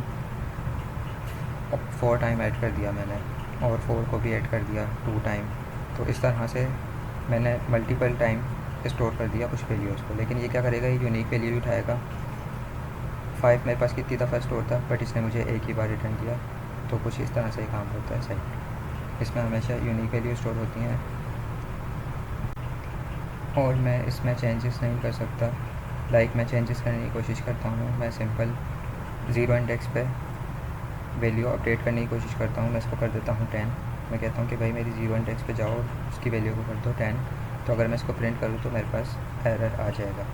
तो मतलब हम सेट में चेंजेस नहीं कर सकते। सही है। और इसके अलावा इसमें कुछ बिल्ट इन मेथड्स होते हैं, जैसे सबके होते हैं लिस्ट, टपल और डिक्शनरी के। इसके भी कुछ बिल्ट इन मेथड्स होते हैं, तो वो सारे अच्छा एंड में जो है ना, इन्होंने एक साथ दिए हुए होते हैं सारे टॉपिक्स हर रेकमेंड जो है ना एंड में। तो हम इसके एंड में चलते हैं, वहाँ पे हमें जो हम सेल बाय सेल कवर करेंगे वो सारे टॉपिक्स हमें एंड में मिल जाएँ तो ज़्यादा बेहतर है। तो हम चेक कर लेते हैं एक बार, अगर हमें एंड में मिलते हैं तो हम वहीं से कवर कर लेते हैं ताकि हमारा टाइम बच सके। तो मैं जाता हूँ सबसे एंड में। तो ये देखें, यहाँ पे इन्होंने वो सारे मेथड दिए हुए जो इन्होंने ऊपर लाइन बाय लाइन कवर किए होंगे। तो ये सारे मेथड्स मुझे मिल जाएंगे। इसके अलावा सेट्स दो तरह के होते हैं, हमने पहले देखे थे। फ्रोज़न सेट भी होता है, तो उसमें कोई फ़र्क नहीं होता, जस्ट टाइप का फ़र्क होता है, वो हम पहले कवर कर चुके हैं और उस पर भी इन्होंने मेथड्स लगा के दिखाए हैं। तो मैं सिंपल सेट्स पे लगा के दिखाऊंगा और वो फ्रोज़न सेट पे लगाने हो मेथड्स, तो उस पर भी यही प्रोसेस होगा सेम। तो मैं इनके ही सेट्स को कॉपी कर लेता हूँ, क्योंकि अब दिल तो नहीं चाह रहा, क्योंकि इतना सिंपल है सब कुछ। ऊपर जो हमने लिस्ट वगैरह के मेथड्स पढ़े हैं उसी तरह हैं। जैसे सबसे पहले ऐड है, तो अब नाम से ही पता चल रहा है कि ये किसी चीज़ को ऐड करने के लिए, वैल्यू वगैरह को ऐड करने के लिए यूज़ करते होंगे। तो मैं सिंपल इसमें ऐड कर देता हूँ और फिर इसको प्रिंट करता हूँ। तो देखें हमारे पास एक वैल्यू ऐड हो गई है एंड में। सही है, तो ऐड में वैल्यू ऐड करने के लिए हम ऐड का मेथड यूज़ करते हैं। तो हम आगे बढ़ते हैं। आगे हमारे पास अच्छा क्लियर और कॉपी जो है दो अलग अलग मेथड्स हैं। लाइक हम इसको अपने तरीके से समझते हैं ताकि हमें ये दोनों समझ आ सकें। मैं सिंपल एक वेरिएबल बनाता हूँ और उसमें मुझे वेरिएबल नेम देना है जिसको मुझे कॉपी करना है, मतलब सेट का नेम देना है। देन डॉट कॉपी मेथड को मैंने कॉल किया। अगर मैं इसको प्रिंट करूँगा तो मेरे को इस वेरिएबल में भी वही सेट कॉपी होके मिल जाएगा, सेम टू सेम। सही है, तो कॉपी क्या होता है, किसी सेट को कॉपी करने के लिए। और क्लियर क्या होता है, वो हमारे जैसे डिक्शनरी था उसको एम्प्टी कर दिया था ना, तो इसको भी हमारे सेट को खाली कर देगा, बट फ़िलहाल हमें नन रिटर्न करेगा, या हो सकता है हमें सेट रिटर्न करेगा। सही है, तो दिखाऊँ अगर मैं, तो इसने मुझे नन रिटर्न किया है। सही है, ये हमारे सेट को क्लियर करने के लिए होता है, क्लियर मेथड। और इसके अलावा यहाँ पे कुछ मेथड्स हैं। अच्छा, ये जो भी मेथड्स हैं ना सारे, इनके साथ कमेंट्स हुए हुए हैं कि क्या क्या काम करते हैं। तो आपने सिंपल इसको रीड करना है कमेंट्स को। कुछ ही मेथड्स हैं नीचे, और सिंपल इनको यहाँ से कॉपी पेस्ट करना है, या तो फिर देख देख के करना है और समझ के करना है, तो आपके ये भी कवर हो जाएंगे। मैं फ़िलहाल के लिए नहीं कर पा रहा क्योंकि हमने सेट्स के और ऊपर लिस्ट, टपल और डिक्शनरी के मेथड्स जिस तरह हमने कॉल किए हैं देख देख के, उसी तरह सिंपल आपने कॉल करना और आपकी प्रैक्टिस हो जाएगी। तो आपने ये काम कर लेना है। फ़िलहाल के लिए मैं वीडियो को स्किप कर रहा हूँ। हम चलते हैं नेक्स्ट टॉपिक की तरफ, क्योंकि हमें टॉपिक्स कवर करने हैं सारे। तो नेक्स्ट टॉपिक हमारे पास आ जाता है मॉड्यूल्स एंड फंक्शंस। तो पाइथन में कुछ बिल्ट इन फंक्शंस या मेथड्स होते हैं, तो पहले हम उन्हें देख लेते हैं। यहाँ पे उन्होंने दिया हुआ है, जैसे एक मैथ का होता है। तो सबसे पहले मैं इसमें इंपोर्ट कर लेता हूँ मैथ को, इंपोर्ट मैथ। और इस जैसे मुझे स्क्वायर रूट चाहिए है किसी वैल्यू का, तो मैं सिंपल स्क्वायर रूट के फंक्शन को कॉल करूँगा और उसमें वैल्यू को स्टोर कर दूँगा। सही है, तो मुझे उसका स्क्वायर रूट मिल जाएगा। इसी तरह से हम और भी बहुत सारे काम कर सकते हैं। लाइक हम इनकी एग्जांपल को ही देखते हुए चलते हैं, बट उससे पहले मैं यहाँ पे हेडिंग दे देता हूँ। तो मैं कॉपी करता हूँ हेडिंग और ऊपर मैं पेस्ट कर देता हूँ ताकि हमें याद रहे हम क्या काम कर रहे हैं। अब हम थोड़ा सा आगे चलते हैं और देखते हैं यहाँ पे इन्होंने क्या क्या बताया। अच्छा, यहाँ पे इन्होंने बताया गया है मॉड्यूलस, मतलब हम एक फ़ंक्शन बना के उसको अदर फाइल्स में भी यूज़ कर सकते हैं, तो वो कहलाता है मॉड्यूल्स। वैसे भी हम देखेंगे। इसके अलावा कुछ पैकेजेस होते हैं, जैसे रिक्वेस्ट मॉड्यूल होता है API कॉल करने के लिए, तो हमें उसको इंस्टॉल करना पड़ता है, वो बताया हुआ है यहाँ पे, लेकिन हम उसको यूज़ नहीं करेंगे क्योंकि कोई खास एग्जांपल इन्होंने दी नहीं है। इसके अलावा ये देखें, यहाँ पे इन्होंने बताया हुआ है ना, जैसे पाई वैल्यूज़ चाहिए हो हमें, तो वो भी हम ले सकते हैं। लाइक मैं इंपोर्ट कर लेता हूँ मैथ को, और जैसे स्क्वायर रूट लिया था उसी तरह से हम पाई के फंक्शन को कॉल करेंगे, तो वो क्या करेगा, हमें पाई वैल्यू ला के दे देगा। लाइक मैं अगर इसको प्रिंट करता हूँ तो मेरे पास वैल्यू आ गई। इसके अलावा हम और भी बहुत सारे काम कर सकते हैं, जैसे फैक्टोरियल निकाल सकते हैं। अब ये मुझे कुछ सजेशन दे रहा है, जैसे फैक्टोरियल निकाल लिया। इसी तरह और भी फ्लोर, इस तरह की जो वैल्यूज़ हैं वो हम मैथ से रिलेटेड जितनी भी चीज़ें हैं वो सारी हम यहाँ पे हमें जो मैथ का मॉड्यूल है उसमें मिल जाती है। तो लाइक मैं अगर सबको प्रिंट करूँ तो ये काम हम इनसे कर सकते हैं। वैसे इतनी एग्जांपल इन्होंने रेडबॉल में भी नहीं दी होंगी, बट वो सजेशंस मेरे पास आ रही थी तो मैंने करके दिखा दी। कभी कभी ये फ़ायदा हो जाता है सजेशंस का, वैसे मैं ऑफ करता हूँ। खैर, हम बढ़ते हैं आगे और नेक्स्ट टॉपिक। अच्छा, यहाँ पे तरीके बताए हुए हैं इंपोर्ट करने के मॉड्यूल्स को, जो बिल्ट इन मेथड्स वगैरह होता है हमारे पास, बिल्ट इन मॉड्यूल्स को भी, उनको इंपोर्ट करने के तरीके बताए हैं। इसके अलावा नमपाई से एरे बनाया हुआ है। अब नमपाई क्या है, नमपाई भी मॉड्यूल है, इसे भी हमें इंस्टॉल करना पड़ता है। लाइक मैं इंपोर्ट कर लेता हूँ नमपाई एस एन पी। अब एस एन पी मतलब इसका शॉर्ट हैंड दे दिया मैंने। मुझे इसमें से कुछ अगर कॉल करना होगा तो मैं सिंपल एन पी लिख के डॉट एरे को कॉल कर रहा हूँ। अब ये एरे क्या है, एरे हमारी सिंपल जैसे जावा स्क्रिप्ट में होती है, अगर आपने पढ़ी है जावा स्क्रिप्ट टाइप स्क्रिप्ट, उस तरह की एरे रिटर्न हो जाएगी हमारे पास। या सिंपल पाइथन में बात करें तो हमारे पास हमें लिस्ट मिल जाएगी। बट फ़िलहाल के लिए मुझे एरे इसलिए मिला है कि मैंने बताया कुछ पैकेजेस इंस्टॉल करने पड़ते हैं, तो मैं सिंपल लिखता हूँ पिप इंस्टॉल नमपाई। तो यहाँ पे थोड़ा सा टाइम लगेगा पैकेज, और मेरे पास ये इंस्टॉल हो जाएगा। तो देन मेरे पास जो एरे है मेरी वो मुझे मिल जाएगी। और अगर पाइथन में बात करें तो सिंपल जैसे लिस्ट बनती है उसी तरह नमपाई में एरे बनती है। वैसे नमपाई पे एक प्रॉपर वीडियो बन सकती है, इतना बड़ा टॉपिक है नमपाई, इतना कुछ होता है इसमें। लेकिन फ़िलहाल के लिए इन्होंने ऐसा कुछ कहा नहीं है रेपो में, सिर्फ एक एरे बना के दिखाई हुई, बताया हुआ है कि इस तरह की चीज़ें भी होती हैं पाइथन में। तो अगर आप एक्सप्लोर करना चाहें तो कर सकते हैं, मुझे तो आती है। खैर, यहाँ पे हमारे यहाँ इंस्टॉल हो गया है, तो हम सिंपल अब अपना रिज़ल्ट देख लेते हैं प्रिंट करके, जो कि हमें मिल गया था। तो हम आगे बढ़ते हैं। अच्छा, बिल्ट इन मेथड्स बताने का मतलब सिर्फ इतना था कि पाइथन में इस तरह की चीज़ें भी होती हैं, लेकिन अब यहाँ पे इन्होंने अपने फंक्शन बनाए हुए हैं, तो वो भी हम बनाने सीखते हैं। बट उससे पहले हम देख लेते हैं हमें क्या क्या कवर करना है। सिंपल हमें फंक्शन बनाना सीखना है, उसके बाद पैरामीटर्स कैसे देते हैं, पैरामीटर्स, आर्गूमेंट्स, और फिर लैम्डा फंक्शन, और आई थिंक जनरेटर फंक्शन भी हमने कवर करना होगा इसमें, जनरेटर फंक्शन। तो सिंपल यही कुछ टॉपिक्स हैं जो हमें इस रेपो में कवर करने हैं। लाइक इन्होंने एग्जांपल तो बहुत सारी दी भी हैं, बट उसमें बहुत ज़्यादा टाइम लगेगा और वो कन्फ्यूजन भी क्रिएट करेंगी। तो हमें बेसिक से समझना है, तो हम सिंपल अपने तरीके से VS कोड में सबसे पहले समझते हैं कि फ़ंक्शन कैसे बनता है, और फिर लाइन बाय लाइन हम सारे टॉपिक्स को कवर करते हैं जो जो हमारे इम्पोर्टेंट है। उसके बाद आपको ये वाले कोड्स भी समझ आने लग जाएंगे। लेकिन उससे पहले हम चलते हैं VS कोड की तरफ। तो यहाँ पे मैं सबसे पहले फ़ंक्शन बनाने के लिए मुझे फंक्शन अच्छा जावा स्क्रिप्ट में हम लिखते हैं फंक्शन। यहाँ पे एक कीवर्ड यूज़ होता है डेफ, सही है। सिंपल मुझे लिखना है डेफ, देन मुझे देना है फंक्शन का नेम। अब फंक्शन का नेम कुछ भी हो सकता है, लाइक वो नेम हो सकता है या कुछ भी जो मैं देना चाहूँ। फ़िलहाल के लिए मुझे सजेशंस में आ रहा था, मैंने वही दे दिया। फिर मुझे सिंपल राउंड ब्रैकेट और कॉलन दे के, और फिर ये जो स्पेस है ना ये देना ज़रूरी है, स्पेस दे के फिर प्रिंट स्टेटमेंट मैंने लिख दिया सिंपल। फ़िलहाल के लिए मेरा बिल्कुल बेसिक फंक्शन हो गया जो मुझे हेलो वर्ल्ड रिटर्न करेगा, सही है।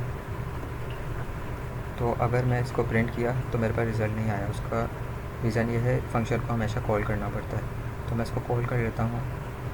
तो अगर मैं इसको कॉल करके प्रिंट करूँ तो मेरे पास सिंपल हेलो वर्ल्ड प्रिंट हो गया। अब फंक्शन बनाना वैसे आपको आता भी होगा, लेकिन फ़िलहाल मैंने बेसिक से पढ़ाना था तो इसलिए मैं बना देता हूँ। अब फंक्शन का सबसे बड़ा फ़ायदा यही होता है कि हम इसको रीयूज़ कर सकते हैं। मतलब मैंने एक बार फंक्शन बनाया, मैं जितनी बार चाहूँ उसको यूज़ करूँ, उसमें जो भी कोड होगा वो रन होता रहेगा, सही है। तो सबसे बड़ा फ़ायदा तो यही होता है फंक्शन का, रीयूज़िबिलिटी। दैन हम बढ़ते हैं आगे। अब हम समझते हैं इसमें पैरामीटर्स और आर्गूमेंट्स कैसे दे सकते हैं। लाइक मैं सबसे पहले मैं एक सिंपल फंक्शन लेता हूँ, उसमें हम कुछ प्लस करवा लेते हैं, फिर बाद में समझेंगे पैरामीटर्स और आर्गूमेंट्स, सही है। मैंने सिंपल 2 + 2 करवा दिया, और यहाँ पे मैं इस फंक्शन को कर लेता हूँ कॉल।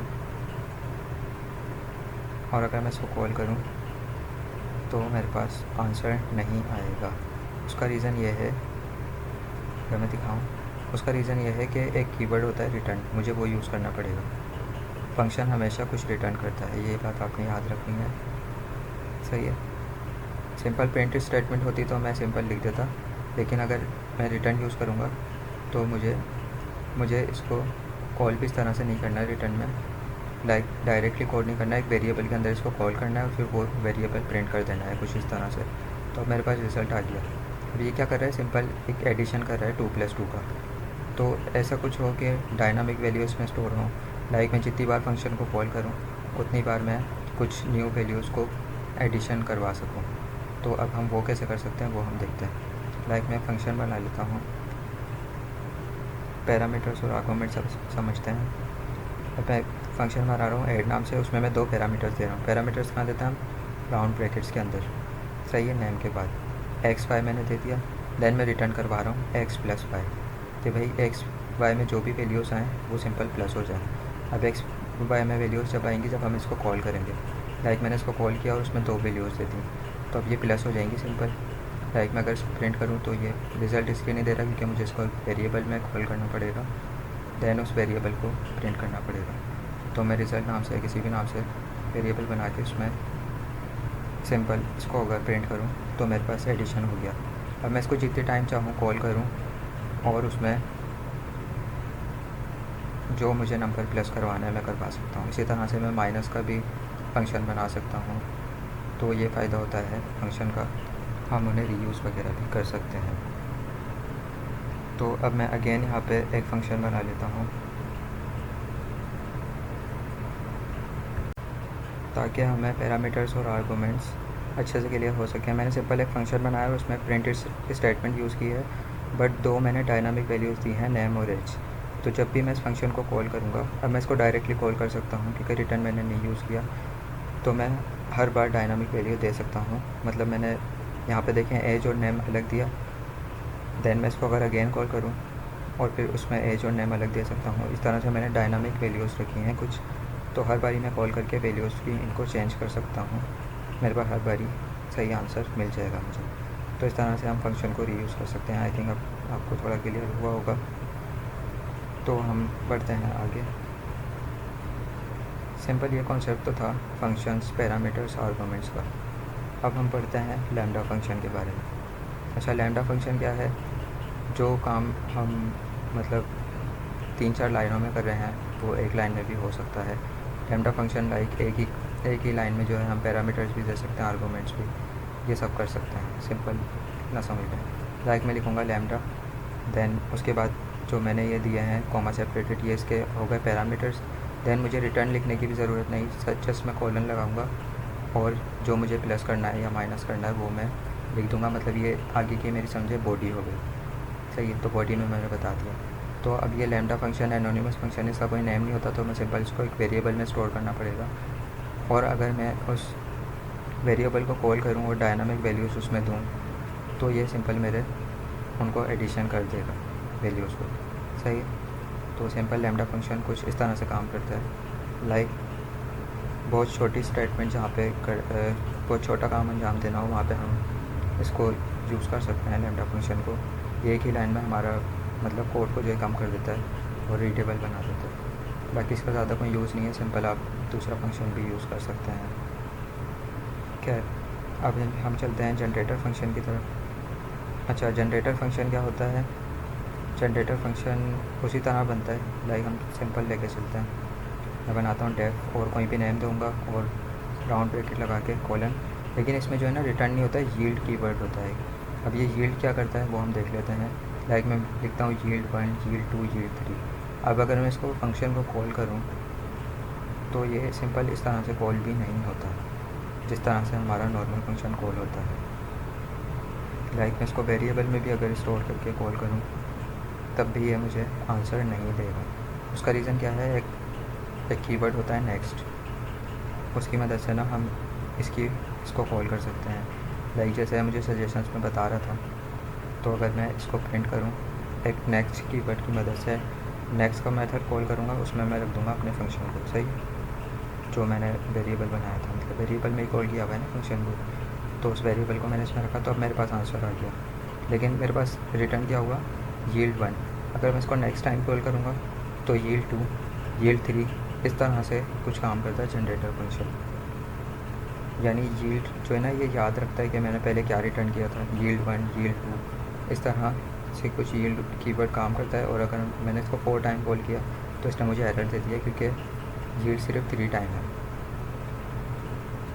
तो ये सिंपल कॉन्सेप्ट था जनरेटर फंक्शन का, और इसमें कोई कन्फ्यूजन वाली बात नहीं है क्योंकि इसका भी ज़्यादा यूज़ नहीं होता फ़िलहाल। तो अब हम सबसे मोस्ट इम्पोर्टेंट टॉपिक समझ लेते हैं जो कि हमारे पास है मॉड्यूल्स। तो मैं सिंपल एक फ़ाइल बना लेता हूँ MyModule.py नाम से, और सेकंड में फ़ाइल बना लेता हूँ सिंपल main.py नाम से। अब मैं माई मॉड्यूल में मैं सिंपल फंक्शंस बनाऊँगा और उन्हें इंपोर्ट करके यूज़ कर सकता हूँ अदर्स फाइल्स में। लाइक मैं एडिशन के लिए एक फ़ंक्शन बना लेता हूँ जैसे मैंने पहले बनाया था। इसमें मैं 2 पैरामीटर्स दे देता हूँ A और B, सिंपल उनको रिटर्न करके प्लस करवा देता हूँ। तो ये मेरे पास एक सिंपल फंक्शन बन गया, लेकिन मैं इसको इधर कॉल नहीं करूँगा। इसी तरह मैं माइनस के लिए भी मैंने सेम फंक्शन बना लिया। मैं इनको इधर कॉल नहीं कर रहा, अब मैं इनको कॉल करूँगा किसी और फाइल में और सिंपल इंपोर्ट करके यूज़ करूँगा। मतलब ये मेरा एक मॉड्यूल बन गया, इसको मैं इंपोर्ट करके यूज़ कर सकता हूँ। मैंने इंपोर्ट किया माई मॉड्यूल को, देन यहाँ पे मैं प्रिंट करूँगा माई मॉड्यूल में जाओ और ऐड का जो फंक्शन है उसमें जाओ और उसको चाहिए 2 आर्गूमेंट्स। मैंने 2 आर्गूमेंट दिए और इसने मेरे नंबर्स को प्लस कर दिया। लाइक मैं नंबर चेंज करके भी दिखा देता हूँ, तो इस तरह से मैं अब प्लस करवा सकता हूँ किसी भी फाइल में सिंपल इस मॉड्यूल को इंपोर्ट करके। लाइक मैं माइनस करवा के भी दिखा देता हूँ कि मेरा माइनस का फंक्शन भी रन हो रहा है। इस तरह से मैं मल्टीपल फंक्शंस बना सकता हूँ, माइनस, डिवीज़न, फ्लोर, किसी भी चीज़ के लिए मैं फंक्शंस बना के उनको मल्टीपल फाइल्स में यूज़ कर सकता हूँ। तो ये सिंपल कॉन्सेप्ट था मॉड्यूल का, जो कि सबसे ज़्यादा ज़रूरी भी था और इतना कोई हार्ड नहीं था, होता ये ईजी है। तो नेक्स्ट हमारे पास आ जाती है एक्सेप्शन हैंडलिंग। अच्छा, एक्सेप्शन हैंडलिंग हमारे पास क्या होती है? ऐसा ब्लॉक ऑफ कोड जिसमें मेरे पास एरर आ सकता है, तो मैं उसको सिंपल ट्राई कैच में रख सकता हूँ। जैसे हम टाइपिस्क्रिप्ट में रखते थे ना ट्राई कैच में, यहाँ पे होता है ट्राई एक्सेप्ट।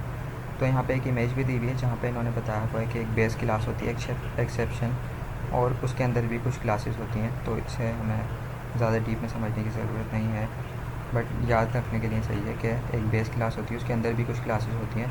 तो हम डायरेक्टली क्लासेस को भी यूज़ कर सकते हैं। लाइक अगर मुझे लग रहा है कि कहीं पे 0 डिवीज़न एरर आएगा, तो उसके लिए भी एक अलग से क्लास बनी हुई है बिल्ट इन पाइथन में, तो मैं उसको सिंपल यूज़ कर सकता हूँ।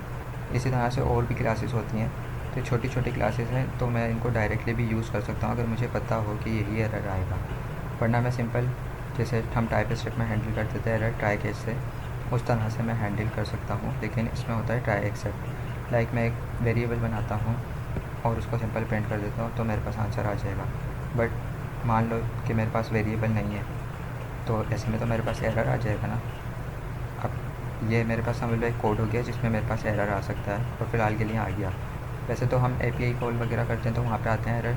तो मैं क्या कर सकता हूँ, लाइक अगर इसके नीचे भी कोई कोड होगा ना जहाँ पे एरर आया है, तो मेरा वो वाला ब्लॉक ऑफ कोड भी नहीं चलेगा। तो भाई ये तो मसला हो जाएगा, मुझे इस एरर को हैंडल करना पड़ेगा ताकि मेरा जो नीचे का कोड है वो फिर भी चलता रहे। तो मैं सिंपल लिखूँगा ट्राई, और ट्राई की बॉडी में इसको रख दूँगा अपने ब्लॉक ऑफ कोड को। मैं दूँगा इंडेंटेशन मतलब स्पेस दूँगा, टेब स्पेस, उसमें रख दूँगा। दैन में लिखूँगा एक्सेप्ट में मैं जैसे सिंपल इफ एल्स वगैरह काम करता है ना, जैसे देखो इन्होंने सजेशंस में मुझे दिया था वैल्यू एरर, तो इस तरह के कुछ एरर्स भी होते हैं, वो भी देख लेंगे हम। खैर, जैसे इफ एल्स काम करता है, ट्राई करो भाई, अगर एरर आए तो एरर सही है तो आप मेरा रिज़ल्ट प्रिंट कर दो, वरना तो आप सिंपल एक्सेप्ट को प्रिंट कर दो। तो इसका अब फ़ायदा क्या हुआ कि इसने एक्सेप्ट को जब प्रिंट किया तो मेरा जो नीचे का ब्लॉक ऑफ कोड था वो भी चल गया, जबकि मेरा वेरिएबल मेरे पास मौजूद नहीं था। तो इसने क्या किया, वेरिएबल इसको नहीं मिला तो इसने एक्सेप्ट को प्रिंट कर दिया था, बट इसको वेरिएबल अब मिला तो इसने क्या किया, वेरिएबल को प्रिंट कर दिया, देन मेरे ब्लॉक ऑफ कोड को। इसके अलावा इसमें एल्स और फाइनली एक कीवर्ड होता है। तो एल्स कब चलता है, एल्स जब चलता है जब मेरा वेरिएबल मौजूद होगा, मतलब कि मेरा कोड बिल्कुल सही होगा तो मेरा एल्स चल जाएगा। लाइक मैंने प्रिंट किया तो एल्स चल गया। लेकिन अगर मेरे कोड में कुछ एरर हो, जैसे मान लो मेरे पास वेरिएबल नहीं है, तो एल्स नहीं चलेगा। इसी तरह हमारे पास एक और कीवर्ड आता है फाइनली। अब फाइनली कब चलता है, फाइनली आपके कोड में एरर है या नहीं है, इसका उससे कुछ लेना देना नहीं है, ये हर बार ही चल जाता है। लाइक मैं वेरिएबल ला के भी दिखा देता हूँ, वेरिएबल को मैं कमेंट करता हूँ, दैन मैं प्रिंट करूँ तो जब भी मेरे पास फाइनली चल जाएगा। वैसे ये 2 कीवर्ड्स हम यूज़ नहीं करते हैं, एल्स और फाइनली। ट्राई और एक्सेप्ट से हमारी एरर हैंडलिंग हो जाती है, बट ये भी समझना ज़रूरी है, जब मौजूद हैं तो बताए हुए हैं तो समझना ज़रूरी है, इसलिए मैंने समझा दिया। वेबो में मैंने देखे थे। खैर, अब हम बढ़ते हैं आगे। जो मैं बिल्ट इन क्लासेस की बात कर रहा था, हम उनको थोड़ा सा देख लेते हैं। वैसे यहाँ पे बहुत सारी एग्जाम्पल्स दी हुई है जो कि आई थिंक हमें समझना भी ज़रूरी नहीं है, लेकिन आप एक्सप्लोर करना चाहें तो अपने तौर पे एक्सप्लोर कर सकते हैं। बट सिंपल एक्सेप्शन हैंडलिंग का एरर यही था, मतलब यही था कि हम एरर हैंडलिंग कर सकें, तो वो मैंने आपको बता दी है। लाइक मुझे ये एग्जांपल मिली है, यहाँ पे हम इसको फॉलो कर लेते हैं। यहाँ पे मैं 2 इनपुट ले रहा हूँ ट्राई के अंदर, सही है। ये मेरा एक ऐसा ब्लॉक ऑफ कोड है जहाँ पे एरर आ सकता है, इसलिए मैं इसको ट्राई के अंदर रख रहा हूँ। तो मैं सिंपल यूज़र से 2 इनपुट ले रहा हूँ। अब मेरे केस में क्या हो सकता है, यूज़र हो सकता है कोई स्ट्रिंग वैल्यू स्टोर कर दे, लेकिन मैंने तो उससे इंट वैल्यू मांगी है ना, टीचर नंबर मांगा है, तो ऐसे में मेरे पास वैल्यू एरर आ सकता है। तो मैं सिंपल क्या करूँगा, एक्सेप्ट और वैल्यू एरर, ये अब एक क्लास है, मैंने क्लास को कॉल किया, उसके अंदर सिंपल एरर प्रिंट कर दिया।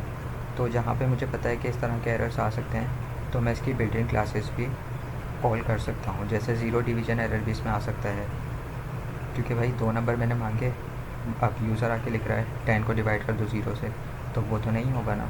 तो ऐसे में मेरे पास ज़ीरो डिवीज़न एरर आ सकता है, तो मैंने ज़ीरो डिवीज़न एरर की क्लास कॉल कर दी एक और एक्सेप्ट लगा के। मल्टीपल एक्सेप्शन भी हम हैंडल कर सकते हैं इस तरह से। सही है, बताने का मकसद सिर्फ ये है। इसी तरह मैंने एल्स में भी कुछ अपना कोड रख दिया और फाइनली में भी। वैसे फाइनली और एल्स को यूज़ करना तो मतलब कंपलसरी नहीं है, लेकिन मैंने फिर भी यूज़ करके आपको दिखा दिया। तो अगर अब मैं इस कोड को प्रिंट करके दिखाऊँ आपको, तो सबसे पहले मेरे पास, मैं सॉरी इसको क्लियर कर लेता हूँ, देन मैं अगेन प्रिंट करता हूँ। मैं फर्स्ट नंबर देता हूँ स्ट्रिंग में, तो देखो यहाँ पे मेरे पास सिंपल एरर नहीं आया। जो मेरे पास एक्सेप्शन मैंने हैंडलिंग की हुई थी सिंपल, वो प्रिंट हो गई। लाइक मैं डिवीज़न कर देता हूँ 10 को 0 से, तो सिंपल मेरे पास एरर आ गया, ज़ीरो डिवीज़न एरर जो कि कहलाता है। और अगर मैं इसको सिंपली ऐसे नंबर दे दूँ जो डिवाइड हो सकते हैं, तो मेरे पास जो डिवाइड हुए नंबर होंगे वो आ जाएंगे। तो इस तरह से एक छोटा सा प्रोजेक्ट भी बन गया है। लेकिन बताने का मकसद ये था कि बिल्ट इन क्लासेस भी होती हैं इसमें, जहाँ पे मुझे पता है कि इस तरह के एरर्स आ सकते हैं, वहाँ पे मैं बिल्ट इन क्लासेस यूज़ कर सकता हूँ। वरना मैं अपने तरीके से भी एरर हैंडलिंग कर सकता हूँ, उस तरीके से भी हो जाती है। तो ये बिल्ट इन क्लासेस आपको वो इमेजेस में दिख जाएंगी कौन कौन सी होती हैं, तो आप सिंपल उनको देख के, और यहाँ पे एग्जांपल्स तो बहुत सारी दी हुई हैं, तो आप उनको भी एक्सप्लोर कर सकते हैं अपने तौर पे। बट सिंपल एरर हैंडलिंग का कॉन्सेप्ट यही था जो कि अभी हमने देखा। और इसके अलावा ऑलमोस्ट हमारे टॉपिक्स भी कंप्लीट हो गए हैं। ये 9 स्टेप ही था एक्सेप्शन हैंडलिंग। तो इसके अलावा आपको अगर ये कोड चाहिए है, जो कि मैंने मतलब साथ साथ राइट किया क्योंकि कुछ अपना भी था मेरा, तो आपको सिंपल मेरे गिटहब पे मिल जाएगा। आप मेरे गिटहब पे आएंगे तो मैं अपलोड कर दूँगा, डिस्क्रिप्शन में लिंक भी दे दूँगा। और इसके अलावा हमने बीच में एक स्टेप छोड़ा था, आपको याद होगा, स्ट्रिंग कास्टिंग। तो उसका सीन ऐसा है कि वो आप उसको एज अ असाइनमेंट समझे, क्योंकि हमने इतने सारे स्टेप्स कवर किए हैं, तो वो बहुत ही ईजी स्टेप था, इसलिए मैंने उसको नहीं रखा। उसमें like upper case, lower case, string के मेथड्स थे, तो आप उसको भी एक्सप्लोर कर लीजिए, वो आपका असाइनमेंट है। सही है, तो वीडियो को करते हैं एंड और मिलते हैं फिर किसी और वीडियो में। और अगर आपका कोई क्वेश्चन हो या फिर किसी भी किस्म की कन्फ्यूजन हो या कोई एरर हो, तो वो आप सिंपल कमेंट सेक्शन में पूछ सकते हैं। नहीं तो हमारा ग्रुप है, हमारे ग्रुप में भी पूछ सकते हैं, वरना तो सिंपल मुझे डीएम भी कर सकते हैं। अल्लाह हाफ़िज़।